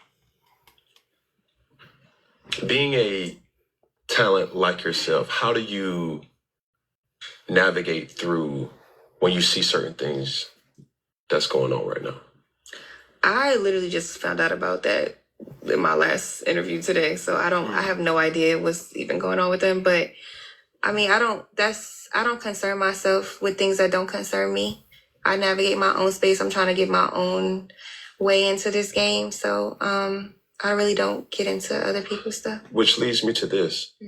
Does women really support women? I think so. I think I've gotten an What outpour a fool. from my women counterparts in rap. Outpour. I think not everybody gets along, I think a lot of people do and some people don't. Now, I'm gonna go back to a question. What's your intuition about me? I think you are like an onion. I think you are very layered, and there are certain nuances and complexities to you that maybe you even haven't discovered yet. But it is coated by a shell of a multitude of things. There's bravado, there's ego. Boom, wait right there. A lightheartedness as well. There is a love for community. Oh my God. This fool don't even know what bravado is, do we? She's calling you fake. She's saying you have a shell of yourself up. She said you're capping. In other words, she peeled you back and she's seen a bunch of rotten shit. Okay? Bravado, ego, and all that other shit that you niggas tend to have, okay? When you're around a very, very successful, smart, intelligent, I should say, woman. You know? Go ahead, Poker. Some bullshit. He is when I say, I'm not using the big H word, but the kind of man that makes me always want to make sure I have my own money so I never have to be subjected to such anti-intellectualism. He mirrors and he tries to regurgitate what he sees people who have it do, who have that level of intellect, who know how to articulate themselves, who have that level of comprehension, and he does a horrible job at mirroring it. He is so superficial that I feel like there is so much depth that he doesn't even have the capacity to explore, that he could really be milking and have such an enriching interview. But he's a male baddie. He's an idiot. I'm glad you said Mel Batty, because right after this, we're getting into him and Natalie Nunn's conversation. Go ahead. That interview with him and Natalie Nunn, my head almost exploded between the two of them. But with her, I like her. I need to see more of her in another element. Oh my God, I'm like fangirling over here. Words flow from her mouth like cream, like just smooth cream, like suede, like velvet. I love her. I hate that she's wasting her time with him, but I'm glad that she's getting the exposure because I wouldn't have known of her otherwise. Cam Newton. That ain't even how you say his name, is it? I don't give a damn. I don't even respect him enough to. That is Cam Newton. Yeah, Cam Newton. Okay, well, I'm gonna find a way to say it wrong. Quite Can frankly, be Putin. Go ahead, I got it for you. Can be Putin. Go ahead. That was perfect. They say that you cannot diagnose CTE until the person is unalive. I know him and Antonio Brown, they are walking CTE. You absolutely can. We can see symptoms and behaviors. These people are. Pick up the ball, bro. And I never wanted to demean a black man like that. But the way that he gives like this pseudo condescending energy and like where she opens up in the conversation for him to press forward into that, the way that he dismisses it, like, oh, well, when she talked about like, oh my God, her parents being married, was that, a part of the conversation I'm talking about? Absolutely. And then he went to talking about his family, himself. And then how you feel about like oh well. Yeah. And how coping with achieving success, coping with being the first person to make millions. What is there to cope with, Cam? What are we coping with?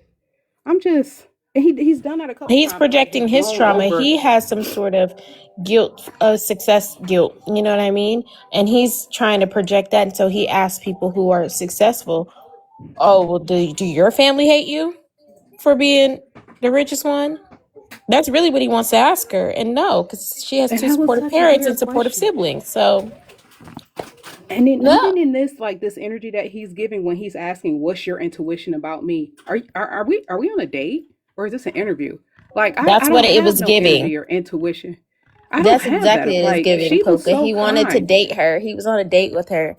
He's using this show as an opportunity to get to know these women. And it's so disgusting because I have to find another word other than predatory, but that's the energy it gives me. Like you're looking to conquer. You get what I'm saying? Like you see, like, and that's why he mentioned like the intimidation, right? Because you understand that, okay, well, this one is a challenge, right? And so he's competitive, as most men are competitive. So he wants the challenge. Leave her alone. Let her be. She is a beautiful flower over there, minding her own little business, just glowing and shining. Please don't try to pluck her. Leave her be. Stick with the Jasmines.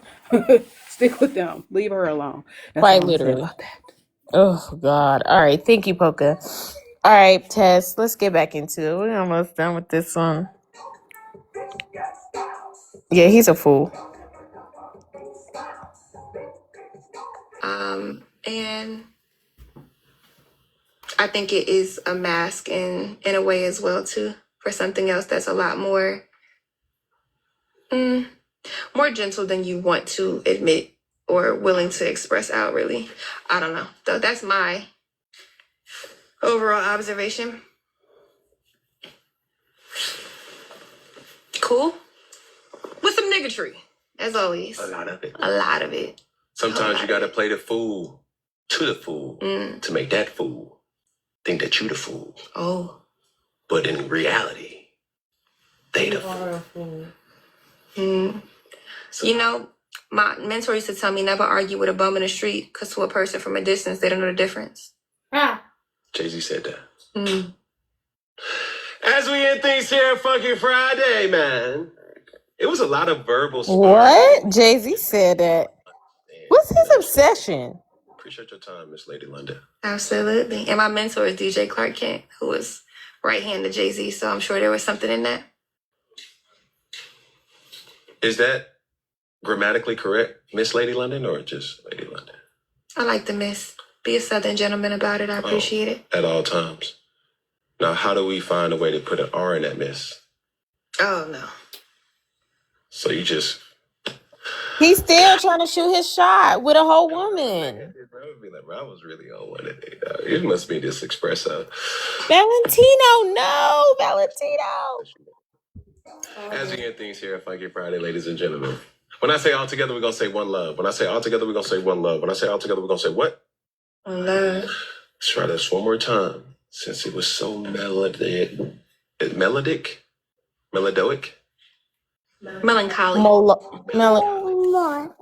Since it was so melancholy. This is where that niggatry wants to come out. But I'm it never went away. Let's do it. When I say all together, we're going to say one love. When I say all together, we're going to say what? One love. There we go. Okay, it's going to look similar to this. We're going to use that camera, then we're going to go to that camera, then we're going to finish with that camera. We're going to one finger, one pinky, one thumb, all together. One love. We got this. Like, you so chill, so vibey, frequency. You should look a mind reader, though. When I say all together, we're going to say what? One love. Here we go. One hand out, one finger, one pinky, one thumb. All together? One love. Ladies and gentlemen, Miss London, don't forget the lady. Don't ever. Ever. Thank you so much. Thank you. Thank you so much. Appreciation. All right, y'all. Let's talk about his foolish ways. You fucking fool. I'm not gonna lie, you guys. You're gonna hate me. What? I don't hate you for having your own opinion, baby. I liked him a little bit. You liked him a little bit? Yeah, that interview actually made me like him a little bit. Child, they took my gifts, y'all. They said because we watching that one thing. I need you to zoom out of the Why does it do that for anything YouTube related? Because I notice anytime we turn YouTube on, the gift go out. Well, don't say the name, y'all. Don't say the word or the place, y'all, because then the AI gonna pick it up, and then we're gonna be really gone about her. Lo, what made this? What if this interview made you take a liking to him? I can't hear No you. judgment. I'm just listening. Test. Change the layout so that the AI won't pick that up. Yeah, so they don't see all of what's going on here. Yeah, I think that's what it is. Trust me, there's no judgment. You know who my husband is. Ain't no judgment. I'm just interested in here.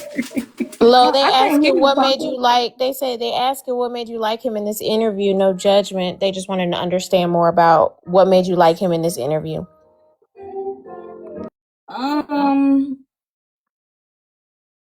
I don't know. I actually kind of enjoy conversing with people like that. I don't know. I have a really smart mouth and I'm super sarcastic and I like to pick people's brains and shit like that. I think people don't like him because he be rage baiting, but he do that on purpose. I don't even think he like that in real life. I don't know. That's just my opinion. Oh, so you think he's just? But how fair is that to play with somebody's public um public well, their brand, Well, I should say. it's not really about How fair fairness is it to because like get somebody on your show and play with their head, play with them like that? Like, bitch, don't play with me. okay, but if you're on that level to the point where you're getting called for interviews and stuff, you have the option and the right to turn it down. And you should also vet the people and do your research before you go on their platforms, because if you accept that offer, then it's on you at that point. You letting somebody play with I feel like He's sometimes actually they have like to do that. press tours, and for you. someone They like don't have to do anything. yeah, if they're promoting stuff, like she's got a Tubi movie and stuff, so there are things that people usually have to do in order for them to complete their press tour. They have like a whole lineup of places and things that they have to do. And I think personally, I wouldn't turn it down. I would have the conversation and make him look like a fool. Cause like you said, I do enjoy these type of conversations too. But it don't make me like the person. It make me actually be like, why are you making a living on rage baiting people? The That's what type I of would want to exposure ask she you. could get from this interview, I wouldn't turn it down either. Yeah, because Okay, now look, she went on there and like she's exposed herself to a whole new group of people. I And saw her yeah. in that interview with that mentor from Detroit. I cannot think his name. Is it Jason? Is Jason something? Oh, I don't And know. yeah, it's an What, older man Strawberry? who has. Write me on Instagram. Sorry, go ahead.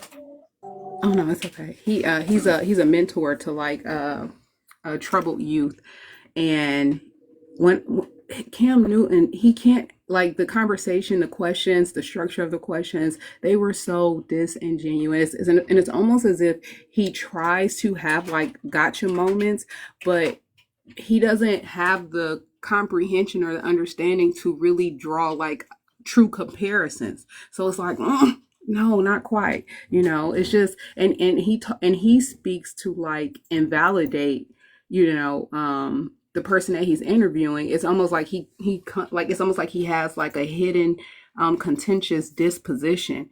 I don't think he's rage baiting. I think this is genuinely who he is. And I just think about men like him in relationships. I imagine that it has to be like insufferable. And I feel like it's one thing to see that. It's one thing to see a specific behavior displayed when he interacts with women, because a lot of times men act one way with women and then they act a different way with men. But I've seen the same behavior even with men with him. Ugh. Right. But so let me play devil's advocate here. And say, okay, I don't want to get personal with you, so please forgive me. And is it okay if I ask you, Poker, before I even say anything? Listen, I am Poker. Don't be assigning me and attaching me to nobody. Okay. So like on No, this platform, Cartel be doing that one thing, right? Cartel be doing that one thing, right? And the people can't stand him. But you love him, and that's your man. And I know you're a smart woman, so I know you wouldn't choose no man that would treat you wrong.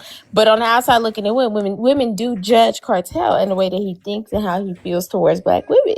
So could it be one of those type of situations where it's like, so you're doing your thing on the app, but we know what's up.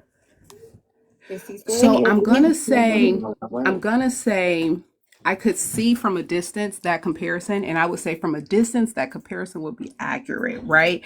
To say like, well, is it safe to say that if such and such could do it, and we know obviously it's probably not that in real life. The difference between him, the difference between there are other like even creators on the app that have the same reputation as Cartel is, like, I started off as his troll, honestly. I don't know if anybody knows that about our history. I know Him nothing. I really know bad. nothing about y'all's story, and so that's why I'm like, I hope it's okay if I bring it up. Oh yeah, It is. I feel like this is genuine. I don't feel like you're like taking a dig at me with this. But yeah, I started off as his troll. And what happened is you see how like the behaviors that I'm trying to speak on about Cam Newton is not exclusive to just this interview. It's just more like the energy that he gives, right? Like and how he carries himself as a person. What happened is I actually sat down and I got to listen to him and read in between the lines of the villain that he was presenting on TikTok, because when I actually sat into his lives and saw how he interacted with people, and I saw like a more genuine side, you know what I'm saying? Even when he doesn't, like, for whatever reason, he has this fixation on being a villain and not wanting to be liked or anything like that. But I got to like see past that. And so when I, was like helping him transition his platform to YouTube, obviously we spent more time talking and stuff, and I got to really know him. But I'm gonna tell you, if he ever gave any of that energy at all, like a glimpse of it, it would not be there. So, and I think other women experience that with him. It's like, I used to hate you, but then I got to see, you know what I mean? What kind of man you I are, don't know. like My answer, without the noise, exactly. yeah. So are you Exactly. saying it was you watching him more, like getting to know him more, that made you see Not him even. differently? I mean, I guess you could say that. I don't really say I was getting to know him more when I saw that, when I called BS on his online presentation. I went from like trolling, and then he was live. I went and like sat in his lives. At first I was like talking mad trash in his live, and then like when I began to see like how he interacted with people, I was like, oh, okay, you're not really this asshole, if that makes sense. And so the thing is, even with Cam Newton, like, I don't think he's an asshole. That's the thing. I don't even think that he is intentionally present or being everything that I don't like about him. I actually think he's trying to lead with like his best foot, and that is what's driving me the craziest, because just it's your disposition. It is we obviously see your loss, and it is the fake it till you make it energy that you're giving, that is like, it don't have to be that, because you could just really be authentically who you are. You know what I'm saying? And we would have more grace. I don't know how to articulate it. I'm lost for words right now. That's what I'm Yeah, saying. when it comes He's a yeah, go ahead. businessman, and he knows what's working for his business. We talk about him when he does this in his interviews. I don't think we even watch his other interviews if we don't see him trolling. Like, he knows what's working for him, so he's just doing what's working for him. Just what's getting him views. It's rage bait. We gon' click on that shit just to see him pick with people. I have the capacity to place in my mind the possibility that there is a better side to Cam that I haven't experienced. I don't know the man, never met the man outside of what I see in the media, right? So I do have the capacity to understand that there's probably more to the story that I may not ever know. But, I'm going off of what I see. And what I see, it repulses me, and everything isn't for everybody. There's the guys that I went to high school with that were really popular that, played football, and I couldn't stand them either.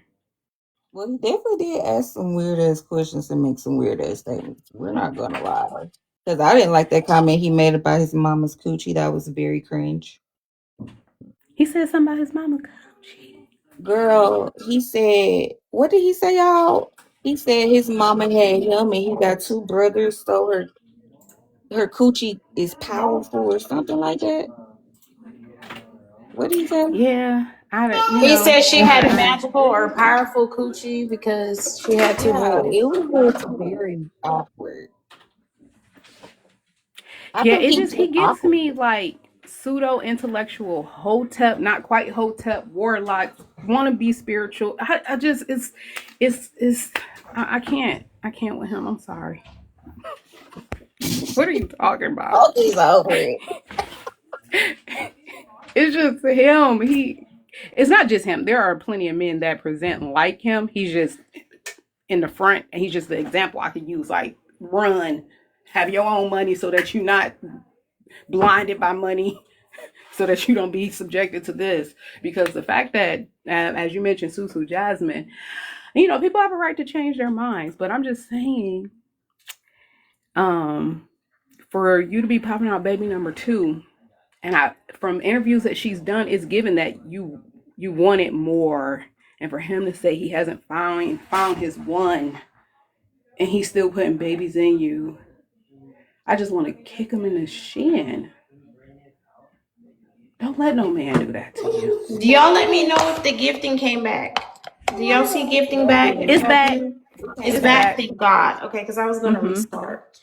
Thank And y'all. what make his mama coochie powerful? Because she had children. Man, think about it. Break it Because she down. had boys. Came in right after that, Poker. Boys.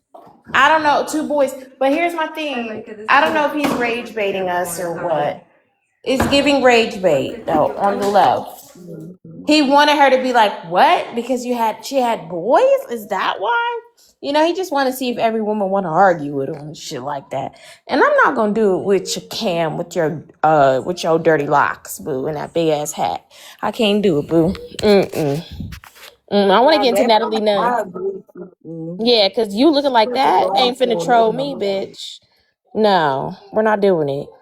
Care how But much can we money you just got. say I love London, Lady London. I grew so much respect for her for this interview, Yes. and now, baby, you have a lifelong fan in me.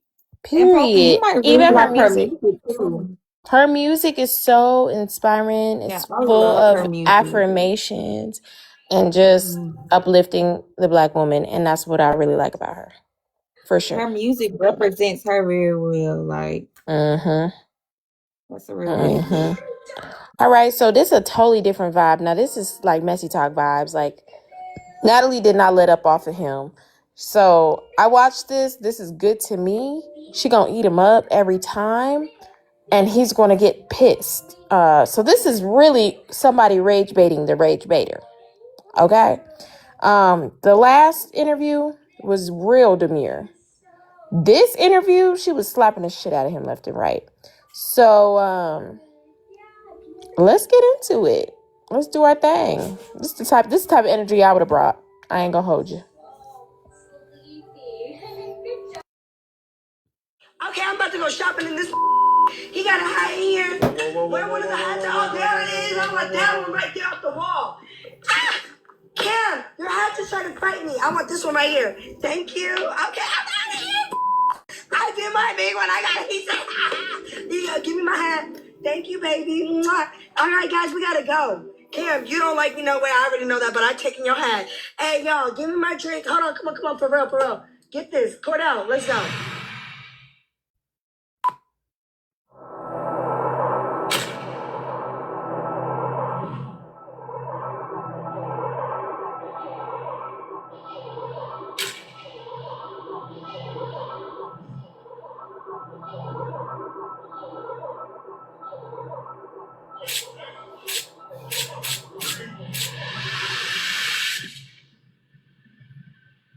Yo, what's good? What's poppin'? What it is, what it ain't, what it could be, what it should be, what it will be. This is about to be funny, y'all. Another episode of Fucking Friday. Man, You know what we do on Fridays, right? Batty shot o'clock. this person really don't need no introduction, ladies and gentlemen, because calling all baddies to the front.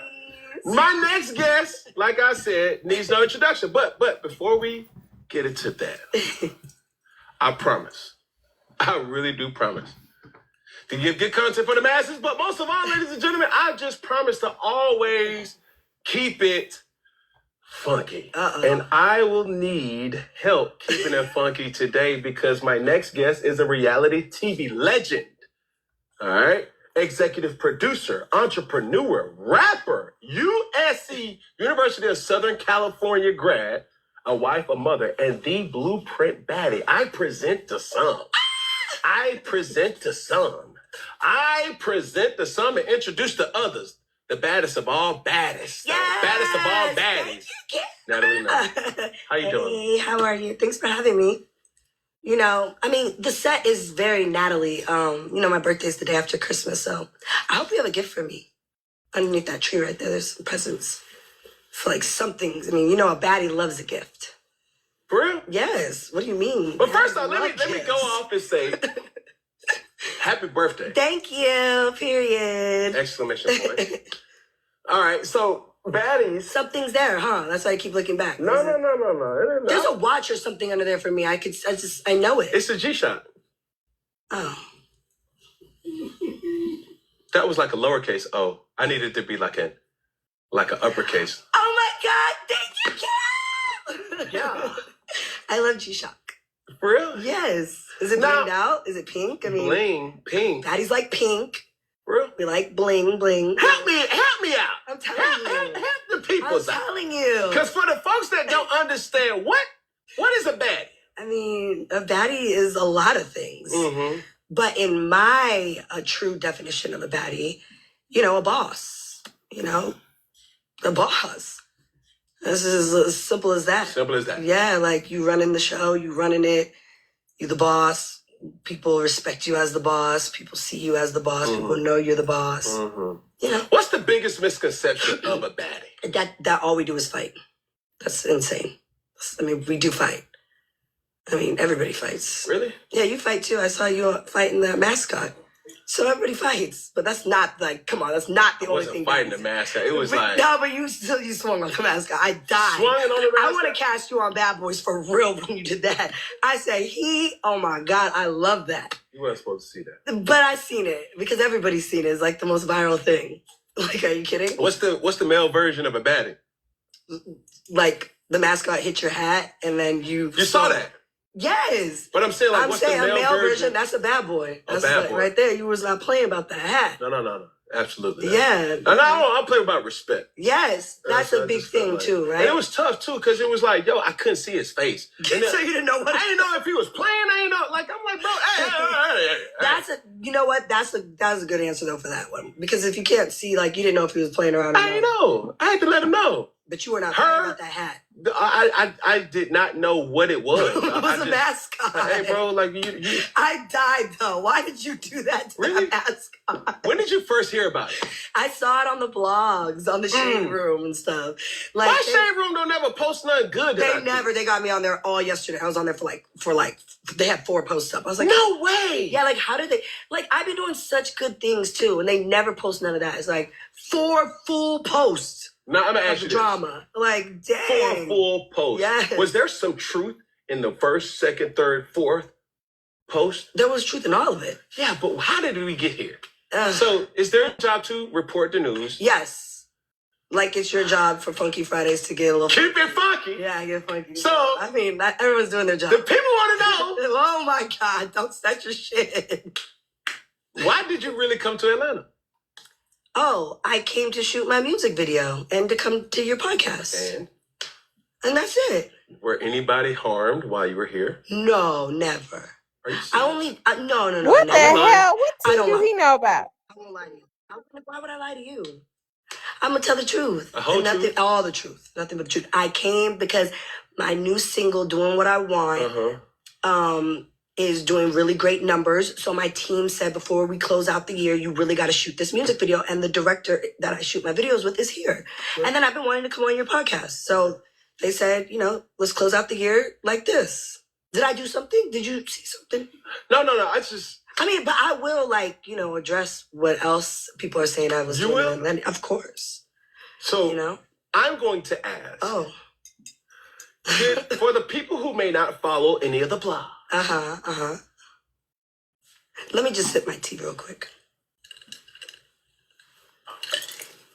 Okay. Are you ready? Yeah, I'm ready. Could you explain what they may have seen? Yes. So you remember how you had just said you care about respect, Yes. right? For me, I know I've been in reality television a long time. So people might not like all the things I do on TV, or they just might not be, they might think Natalie Nunn is this and they feel this way. I'm always okay with however people feel about me. But what I don't appreciate, and I will always stand 10 toes behind this, is just leave people's family and their kids and their, out of it. Like, you could have whatever opinion on me, or you could say whatever you want about me. I opened up those doors when I walked into the entertainment industry for people to have opinions, and I've never cared. But when people go online and say, yeah, and her husband and her family, like, now you're talking about my family. I will address that. So I was eating at True Foods or True Food Kitchen or whatever, and I was taking my team. It's the end of the year. Go buy them their Christmas gifts at Louis Vuitton. They get a Louis Vuitton bag every year for working with me all year. And we were walking out to go into Lenox to walk to the Louis store, and I saw the girl that was talking about my family. No way. So I said, here's my phone. Record this. No. Yeah. And Right. The mess go into real life too. Who got the opportunity to record it all? You know my messy team. Say less than Yeah, messy. that's what they're supposed to do. Get messy with me. So they're recording and we're walking over, and she's sitting there with her mom, her family. Wow. So a lot of people are like, why would Natalie walk up on her when she's with her mom? Why would you even say anything online about my family? So it was now, so fitting. It was so fitting. It was like perfect. The only thing that wasn't perfect was the mom had the dog in the restaurant, and they were caught off guard, and she was chewing this chicken, and she spit it onto the plate while Yeah, I'm she's talking about Lyrica Anderson. She was on Love and Hip Hop, if y'all know Lyrica. food on the plate at the True Foods. I will never eat there again. And I definitely went into my Yelp app and I left a review. And after I cussed her out and handled that. But shit, it wasn't a fight. I don't go out looking to fight people. I just said, I say, hey, I'm okay with whatever you say about me, but don't you ever in your fucking life fix your mouth to talk about me, my family, anybody. Like, don't do that when it comes to, like, So your loved just ones. so we're all on the same page, we're Yes. talking about Lyrica Anderson. Yes. Okay. Yes. And the washed up reality star that is Okay. begging to come back on Baddies. Okay. And just because of that, I might bring her back because it is my show. It and is. yes, What makes it your show? I created it. I'm the creator of Baddies. Really? Yes, it's my show. Don't say. Yes. Oh, I did He's say. so condescending sometimes. Yes, she's the fucking creator. $1 billion. Yes. You don't say. That. So you get paid to throw these hands. But that's why I didn't fight her there, because that's when I said on my post, I'm so proud of myself, because really when it comes to my family, I will fight over that because it's just disrespect. Like my daughter, my husband, they don't have nothing to do with all this. So leave them out of it.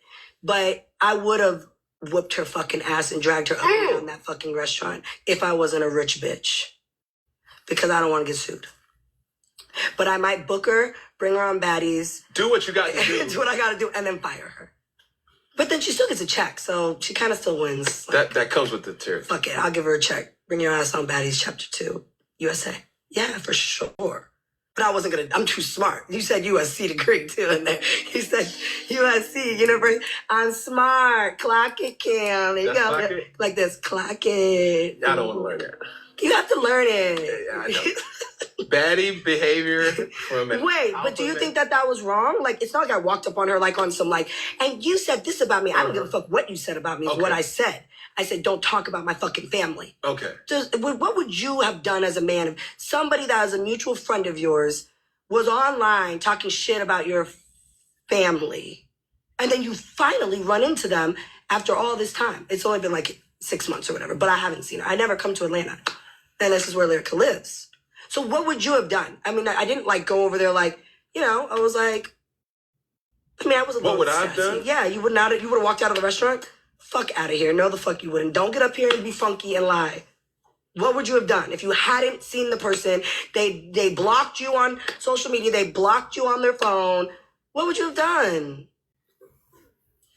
You would have addressed them. I didn't go there to fight. I just said, watch your fucking mouth when you talk shit online about my family. I don't curse. Oh, you don't? I'm trying not to. It's just words. Can I give a response now? Yes, because I want you to be. What I would I'm have done screaming. It's just words. was simple. But I guess we'll never know because I haven't been in that situation. I know, but so what would you have done if you were in that situation? Keep it funky. I'm not talking. Oh, you would have fought. No, I'm not a fighter. I'm a lover. Damn. Oh, we know that. I'm a lover. We know that. Well, We know you're a lover. What do you mean? I mean, What do you say? It's like, You're a lover. do we know something? Do you know something? You're a lover. You don't even say bad words. I'm good. You may have found your man. Because I like where we're at right now. Okay. But what about the other people? I'm sorry. Don't No, be you sorry. want to keep going. Please don't be sorry. He's about to get me. I'm not. But what about the other people? Yeah, my team. We were all about to leave the restaurant. No. Not your team. I thought you were talking about the people. Just the other people who really experienced Right. that whole situation. Is there ever a right or wrong or a no? I was 100% right. And the mother needed to, the way she disrespected and said my family and that I'm not loyal to my family online is, I was so happy her mom was sitting there. So the other people, like her mom? No, I'm talking about just a random person that just decided to get a fresh salad. Well, it wasn't so fresh because the mother was sitting there spitting on a plate and feeding the fucking dog. So fuck that restaurant, and whoever the fuck was in there should know that that restaurant is a dub. Don't go back there. Because that was the most disgusting part of the whole video. Yeah. A baddie's not, you're not going to win this argument. I'm not. Next question. Okay. So while that... Fuck her. Bump her. Yeah. Sorry, Cam. But I'm asking. Yes. Is there ever a time where you say, like, I should not have done that? No. I'm a very reasonable person. I wouldn't be where I am in life if I Who was like... Teslin? The first thing I said was, you can say whatever you want to say about me Yes. online. Take us to Mad Cow real quick. They said somebody tussling. Now y'all want to mess up our good old movie night over here and let us know what's going on, child. We'll be back, Natalie. Please. You right. My son lives with me. He's 20 years old, bitch. Oh, yeah. Not the two bitches that left the motherfucking thing together is beefing. No. Noonie went off on her today. Change a fucking diaper, ho. Please.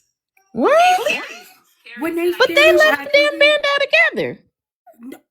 when they finish, I'll give you the info. Want to come up in here talk about Play the Live and want to come jumping up here trying to think she's going to say something or do something when everything is in black and fucking white, okay? And I've been ignoring it. I've been letting it go. I've been telling people I don't want to hear nothing she got to say, okay? But now you just publicly called Private a fucking liar. Behind your bullshit. Behind your bullshit. You should have never sent that text message to nobody because that was between you and Shari. You should have just told me or not told anybody else. But you sent it to Private and other people. So Can y'all touch the... Oh, Polka, that's a good conversation to have. Can y'all touch the live goal and touch the pop-pops if you can't touch the goal? Let's do our thing in here, you guys. You want to come up? Okay, if Shari comes up, I'll let you know. So what happened is that I was on Nooni's panel a couple of days ago.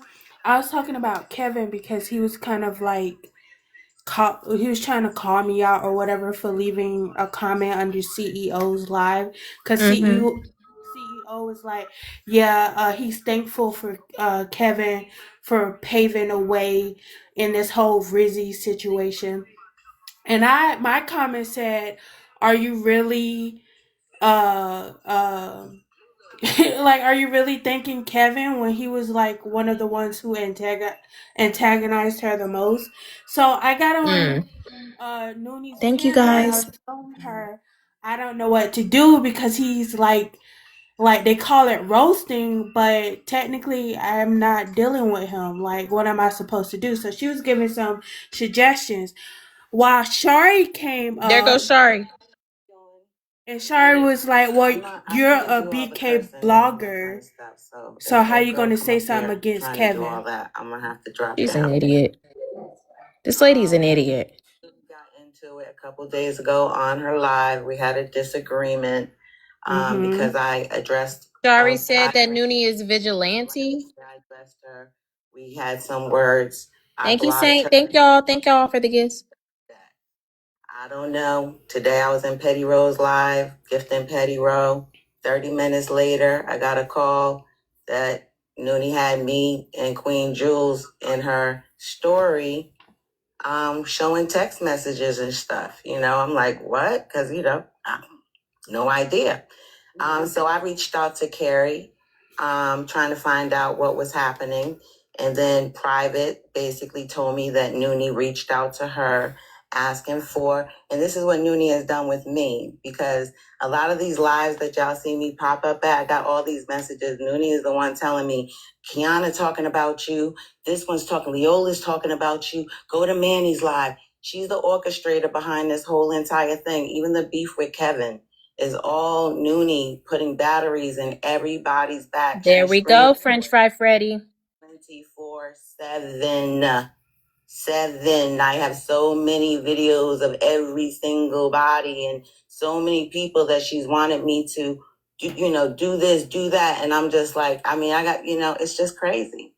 But anyway, sounds like she conned Noonie Private. said, "Who sent me Queen Jules info? Go look in the comments." It's like with me one time when her and Carrie were having issues. So Noonie was calling me saying she was having all these issues with Carrie. Could I talk to Carrie, which I did for her, and she was texting It's okay. me. It's almost there. You're gonna see it right now. To Carrie, saying Noonie acting like everybody was talking Oh, about who her. sent me Jules live? Been the one Sorry. talking about everybody. Everybody been telling me what Private been talking about to her.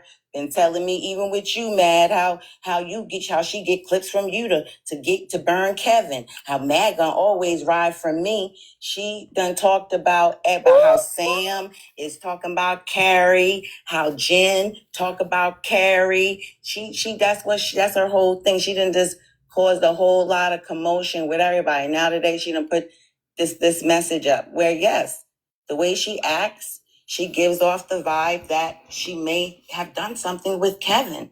I've never seen someone, y'all know 2 days ago she did 13-hour live on Kevin.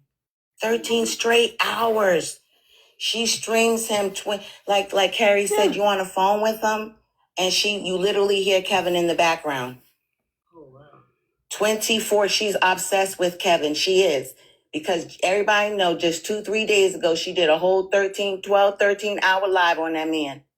And he ain't said her name. He's not said her name. It's so deep in messy talk, isn't she, guys? It's like enough is enough. Who Noonie? So yeah, she just been on some, No, sorry. How you know everybody and everything, girl? During that live that she was just obsessed with Kevin. But the shit she's doing right now is trifling. It's giving vigilante vibes. It's giving that she thinks she is Geppetto. Thinks she playing everybody against each other. But then these text messages are looking very suspect. Very suspect. She been playing everybody, yo. Everybody. Straight up. And the messages prove it. And poor Private, thinking that Noonie's her friend, and sends her these messages. She didn't even tell Private that she was going to make these messages public of me, of what Carrie sent. She used Private to put this shit out and didn't even tell Private she was going to do her like that. Now Private and Carrie could have issues. Because Carrie ain't been talking to Noonie. So Carrie would have never done that for Noonie.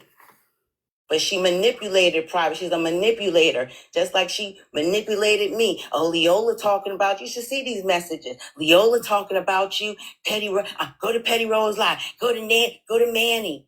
Oh, this one's talking about you. Some of them, I'm like, girl, I ain't even worrying about them. She is obsessed with this shit. And who takes messages from the back end and post it on your story? You know how many messages I have that I could do that? I would never do that because that's some lame, dirty bird shit. And she thinks she Griselda Blanco or whatever the hell. Need to chill your little ass down, little girl. Because ain't nobody scared of you, Noonie. Nobody. You ain't going to put me in the freezer. She put Kevin in the freezer. That's how obsessed she is with him. She told me out her mouth, and you lied about that too, Noonie. Talking about Carrie told me that. No, girl, you told me you put Kevin in the damn freezer. With your voodoo ass. You told What me does that even mean? To make him stop doing whatever he was doing to you. I have no idea. No, Shari. Do me a favor, please, okay? Because I have a lot of Did videos you put you Kevin in sent the me. freezer? Come on. Did you say you put Kevin in the freezer? How many Yes or videos no? have you sent me Did you about say you Kev put talking Kevin about in me? the freezer? How many I videos haven't have sent you you more than sent you me sent about me. Kev?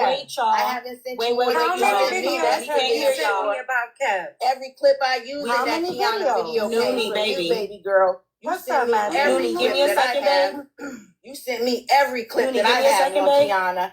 Every clip I have on Kiana? BK. Every clip I have on HB came from Oh, you. is that why you texted? Every Is that why you single texted one. Carrie because you were Every terrified single she was one. gonna You've been dox you? giving me everybody's information Didn't you on tell this me? joint. Didn't you call You've me been trying to frantic? burn everybody You on called here, me Vigilante. frantic, talking about Vigilante. BK That's the one called thing Mad Kevin was Cow, right about. and You the only are person that has Vigilante. my information You've been is Carrie, Vigilante. and I We think don't she's even gonna think it give was my Scholar that information called to you BK. anymore. We think it was one of your sons that called Okay? you. It So wasn't please, Scholar. You've been running don't the make me game. It spill wasn't the beans Scholar. on you, It was one of them Shari. sons over Okay? there, you You got liar. scared You because think you these started black getting folks on are your going to be fucking ass manipulated about by that you video. because you've Because been you running called me game, you foreigner. liar. You better Okay? go drink You something and got go to sleep. scared and You you better go. went You better and you go. called You me better drink talking something about and go to BK sleep, called Mad Looney. Cow asking for my number. I gotta call Carrie and tell her not to give it to BK because I know she loves Because you told me BK that Carrie, and she's you told Kev's me that Carrie and doctor. BK You don't were remember close, that? and I needed to watch You my don't back remember from that? Because I Carrie. had Thank you, that in K the Black. text. You told me. I You had told me that I in the needed to text watch too. my back from You were Carrie. terrified of That's fucking what you BK told me. And trying let's to not track talk you about what down. you said And you were about talking BK. on the back BK knows end how I with feel what about you him, but thought does he know was how you HB's feel about him? sister. Oh You Does he remember shit. know that? how you So feel don't about play him? Does yourself. Kiana know Please how don't play you feel yourself. about her? Because Or your how many fucking ass detectives that you was called calling all on over her? the Or motherfucking place, BK? trying Because you to done make called sure more that Carrie detectives wasn't than gonna dox anybody you. done called. Okay? You were so Because pressed you to had call her that number. TMZ lady. Okay, and she You, had yours. what you say?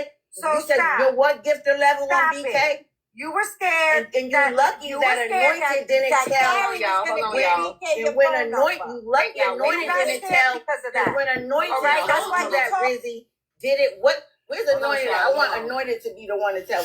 Anointed.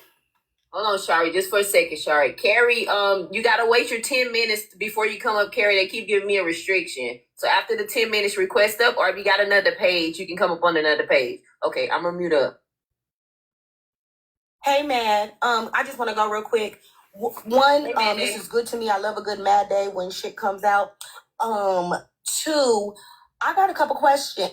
Were y'all gonna tell Thank y'all for your heart. Mad that she was being discussed in y'all text messages, or y'all was just waiting for Mad Day?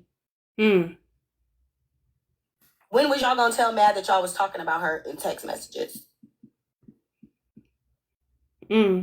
And if I this love a never good Mad Day, fricka fricka. never would have been showed, would y'all ever hit Mad up and be like, hey man, we was really talking about you? Because one person just can't talk to one person.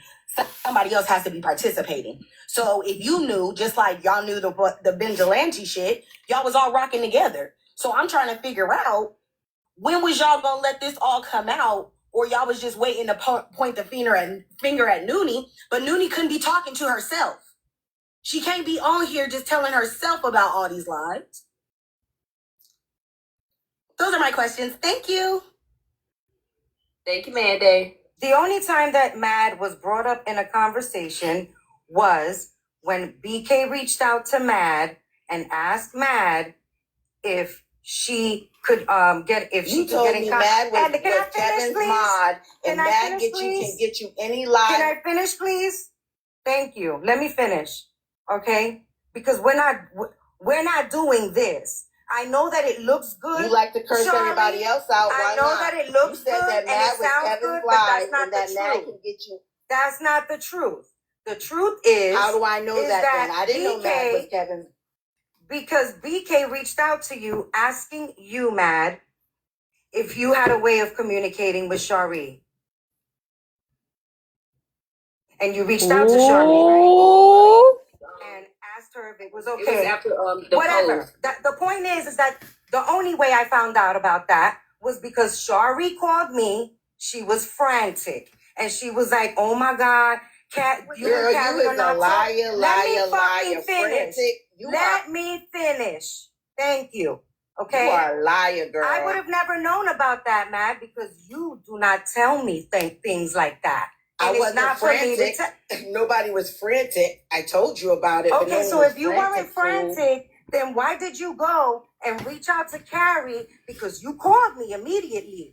And you was like, oh my God, Carrie's the only one that has my real phone number on this app. Oh my God, and she likes BK. She's capable of giving my number to him because she's Kev's doxer. Those were your You told words. me that she and was what Kev's I told doctor, you was liar. And what you I told me you that was, Carrie was and Kevin's what I doctor. told you was, I don't know what y'all was doing. And what I told you was to reach out to Carrie You a and liar. talk to her about it.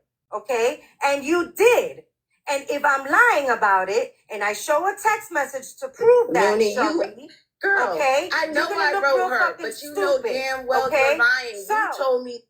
So, that's what I told her to do. And she did reach out to Carrie. And Carrie did call her back, but she never responded to Carrie. So I they needed left to it watch like out for that. Carrie because she was Kevin's doxer. And that's why I wrote her that message, because you told me I needed to watch out. Okay, hold on, y'all. Hold on. Okay, let me tell y'all what's going on with the Breaking stuff. Breaking inboxed me after Shari made the videos, y'all, relating to Rizzy. He said, can you reach out to Shari and give her my number? I didn't give her the number. I asked Shari if it was okay that I give her Breaking's number. That's the message that they're talking about. Continue. So anyway, I told her to reach out to Carrie because I really didn't. First of all, at this point and at that point, I didn't even have no static with Carrie. Yes, I just you wanted did. to.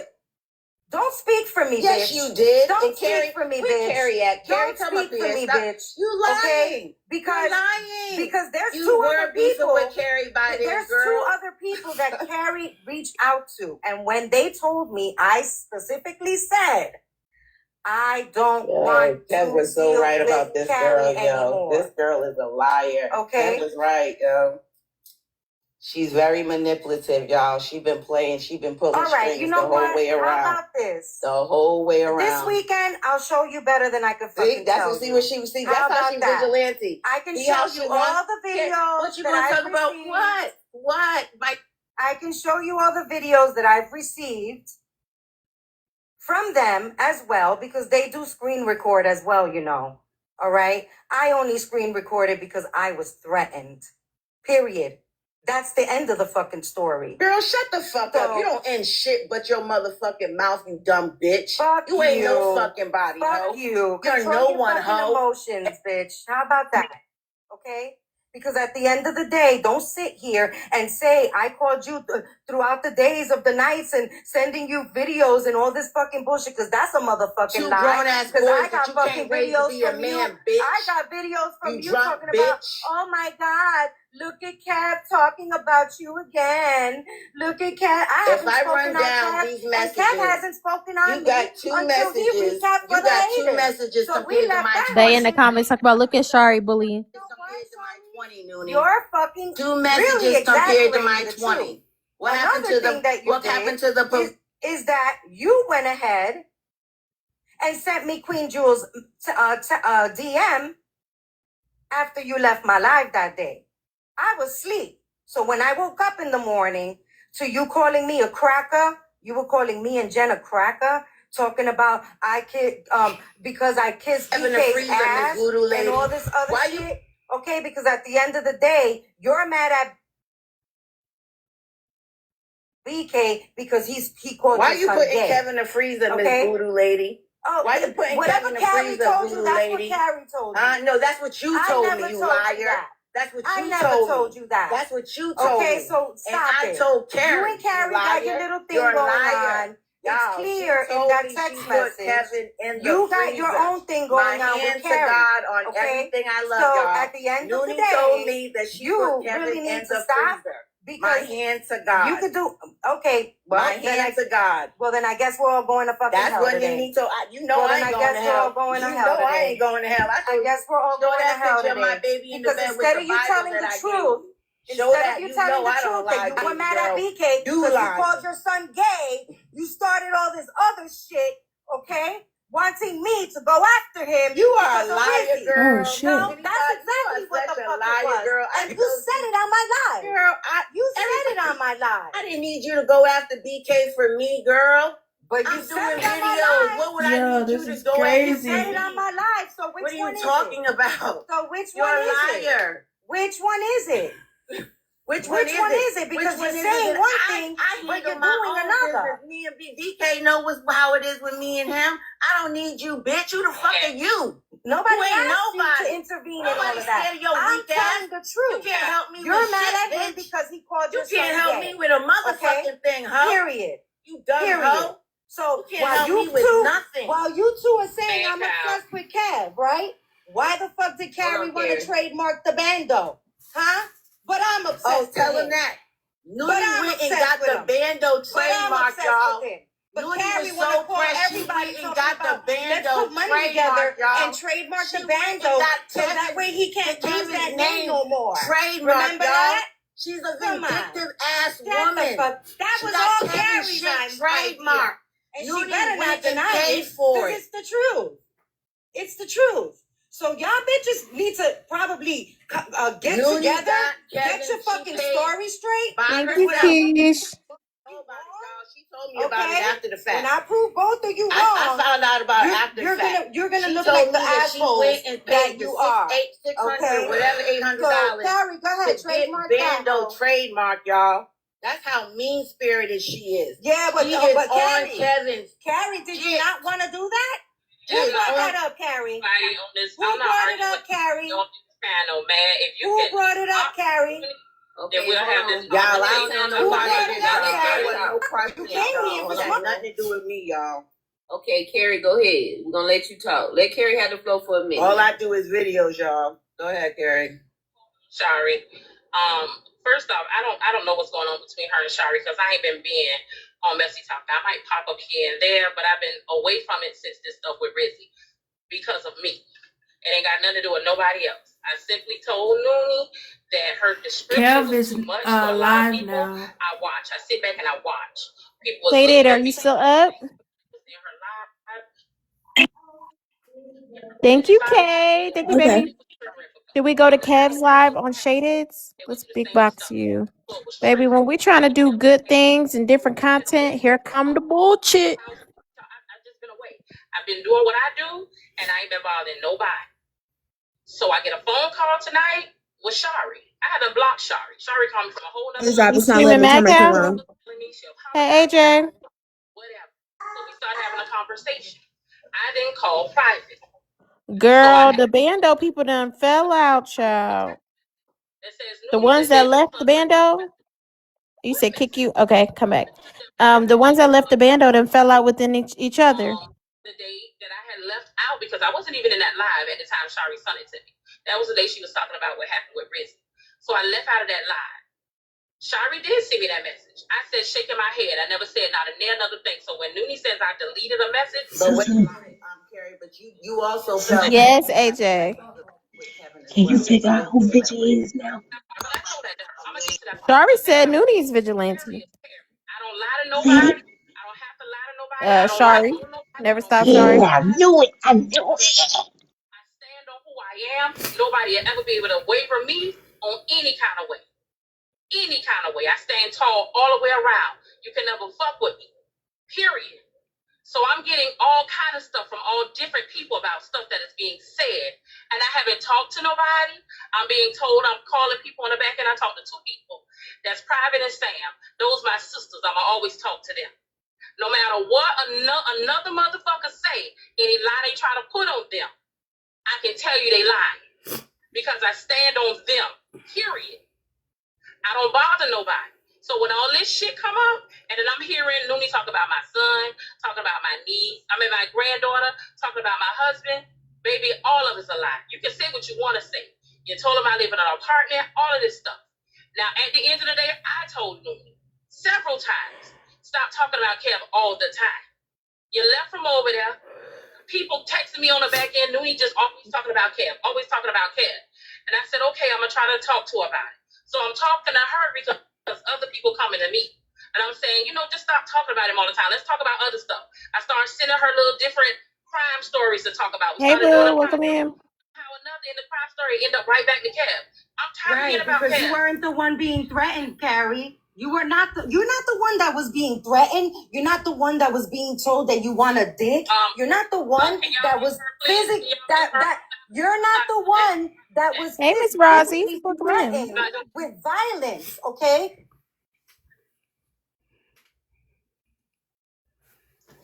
Okay, so again, that was my conversation. So eventually I did tell her, you obsessed with her. I mean, I'm on the telephone with her, and she's listening to Kev on her other device. That shit irritates you. I don't want to hear Kev. Kev is blocked. But that wasn't your problem because you weren't being threatened.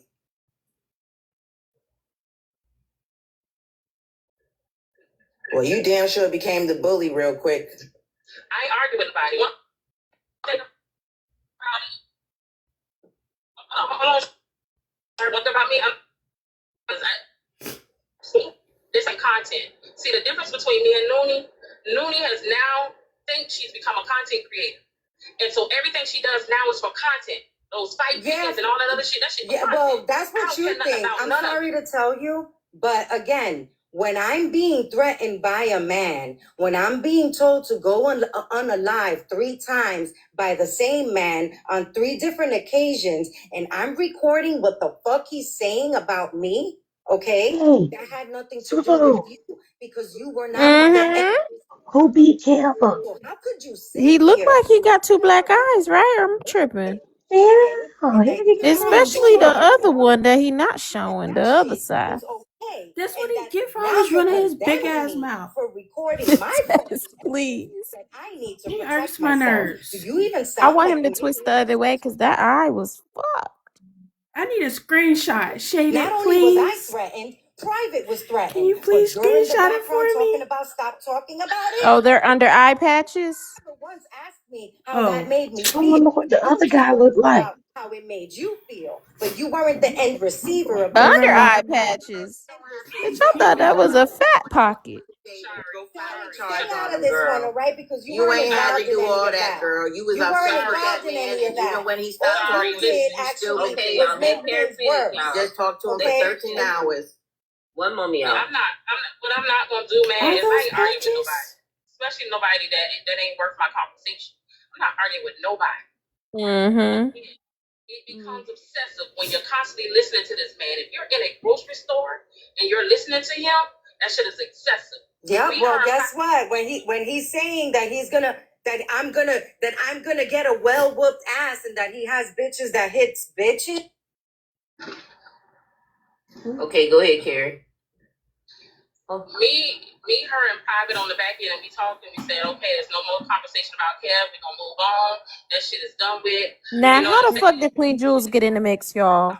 You know what I'm saying? As soon as we go on live, Queen Juice she's right be back over talking there about it. in Nooney's So that shit becomes comments. obsessive. Motherfuckers calling me on the back But end, she inboxing me on the agrees with back Shari end. a lot. She constantly talking, da da da da da. So everybody Yeah, calling me. Chelsea, it's under eye patches. But from afar, it looked like it was swollen. But for the end of the day, nobody knew I walked away from the beach house. I told everybody that was in a group message that was created because I shared out the beach house.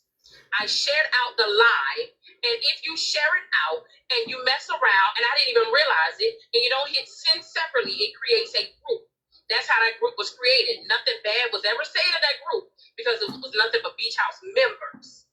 But she was once she got upset with me and her. Once she got upset about me leaving that live because of the shit she was saying, she then wanted to get in the group and she created this and she started trying to manipulate shit. I don't do all of that. That's not the type of person I am. Clearly you do, right? Because I'm gonna tell you, I'm gonna say this and I'm gonna drop because I got shit to do. Okay. Clearly, this You is really exactly. don't, though. You really don't. This. Oh, let her go ahead and say what you got to say, y'all. She about to drop. Go ahead. You clearly wanted this. This is exactly what you wanted. You wanted a show. And I'm going to give it to you. And I'm going to tell you why. Because you decided. Yeah, thank you, baby. Plenty of phone calls of me trying to talk to you prior to all of this. But you had a conversation for everybody else. So now that we're here, we're going to stay here because you asked to be here. Thank you. Y'all have a good night. Thank you, Noni. I'm Go confused. ahead, Queen Jules. Let Queen Jules go, Carrie. Real Go quick. ahead, Queen Hold on. Jules. Welcome up, QJ. Oh, she on pause. Lord, not her. That's a threat So to God people. well, let her do what she do. So what I did, of course, that day I left the live. Me and her had a conversation on the back end. Looney, don't say that. Like the first thing she said was, Kev wanted to know what we gonna do. So what? And I said, well, Looney, it makes it sound like you only do. Okay, I'm back. I can tell everybody. I can show it to them. Go ahead, Queen Jules. I'll finish with you when you say what you say. Thank you, Karen. Hey everyone, I did hear my name a little bit somewhere. Just want to make a correction. So I don't know what Noonie is talking about. I did not send no text message regarding nobody about nobody to Shari. Correct, Shari? Absolutely. That message was not from Queen Jules. There was no name on it, and she just took it upon herself to put you in it and assume it was you. And she was all wrong, like she always is. But I did want to say this. Now, this is why I don't like to come up in boxes, right? And communicate, because I feel like it's just that most people be looking for a problem. Now, as old as Noonie is, right, and the level of maturity that she pretends to have, this should not even be happening. She was discussing Rizzy. Shari had her opinion about what Noonie was doing in her live. I had an opinion. The opinion was about her being biased. And Shari had made a statement regarding how could she be trying to put Kevin on a chopping block and letting, BK slide in so many words. And I asked her, because I was curious, was she talking about others, including HB? And she said yes, but then it was more like a recap. And I said, no, not a recap of someone else, but actually you're saying your own words, you're covering with your own recap. I mean, you know what I mean?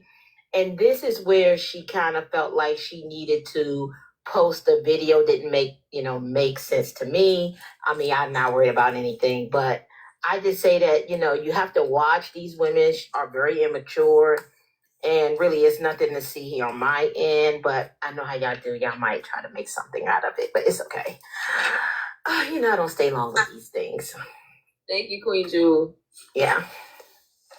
So I just want to correct you, Queen Jules. I wasn't talking about Rizzy. I was talking to Tess and Mess about a completely different topic. And Shari made it about Rizzy again. Girl, listen, but what I said, okay, so whatever it was, So that was incorrect. That's all. Okay, that's fine. I'm saying. But whatever it was, it ended up being a conversation of you covering, being biased, like covering one thing and not covering another. And I remember what I said. I asked you about HB, correct? Well, as yes Shari, or no? No. Yes or no? You asked me about HB, and I said yes. Huh? Well, yeah, you said yes, but then I went on to say, did you cover her or did you recap? Yeah, I was going to tell the story. Covering her.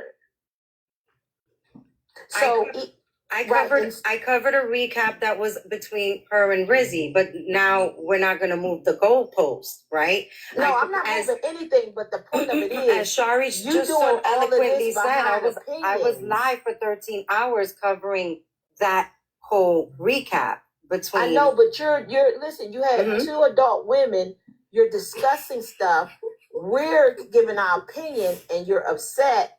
Why?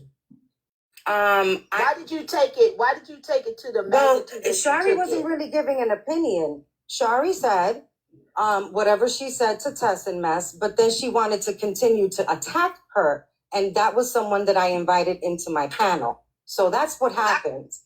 I didn't attack her. I had a point. I wasn't yelling. No, you made your point, and I was actually agreeing with your point. You think it's right that I'm riding for you, been watching you for 11 hours, and somebody brand new comes in and I express something to her, and you diss me for that person brand new came when I've been with you for 10 hours watching you in the live?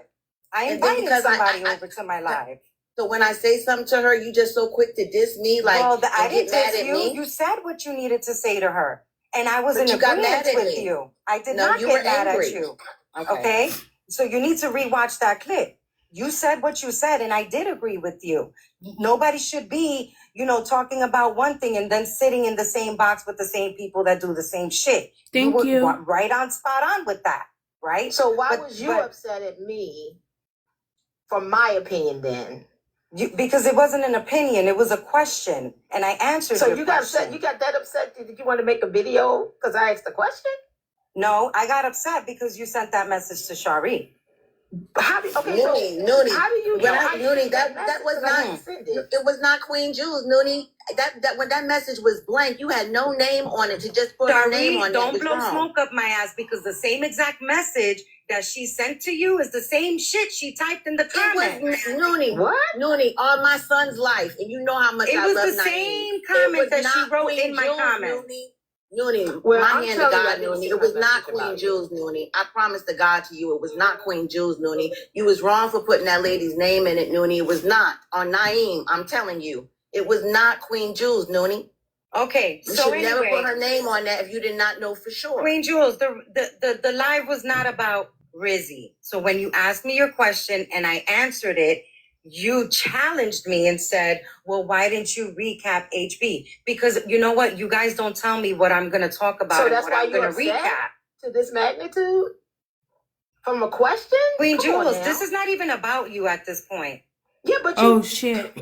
But you put it in a whole video talking about and I Queen did, Jules, and Rizzy. I did, and Now you have no business drinking all that bang energy. maybe you Thank shouldn't you. be sharing the DM people, Shari. It was not Queen Jules, so why would you put her in it if it wasn't her, Noonie? Because she wants the smoke and the fire. All right, yeah, so I want the smoke. You want All right, my so then dragon breath. Yeah, I want all of your attention. I want your smoke. And I just want to say, Shari, you're right.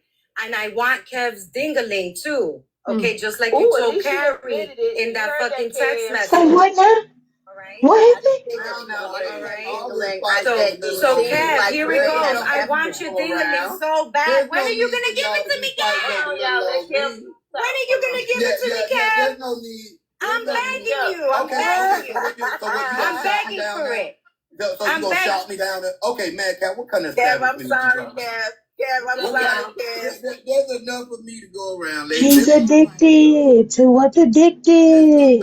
All you gotta do is just jump in my Oh, DMs, and he I think don't they care playing for his Disney. which one is gonna be better. There's enough of this. I got enough dingling for I Oh swear my to God I do. god. But let me say this: it's a little cold over here. Anybody got a jacket that I can use since I've been putting the freezer and shit? Like it's a little. It's Yup, cold you're in here, still but in I the was freezer. wait, why? Look. I saw all this coming. Cause see, anytime you is based off of a common enemy, y'all ain't gonna last long anyway. So I don't care who likes who. I don't care who had what to say about what. I don't care who you could call to trademark anything you want, anything you feel like you want. Spend the bread, no problem. I don't care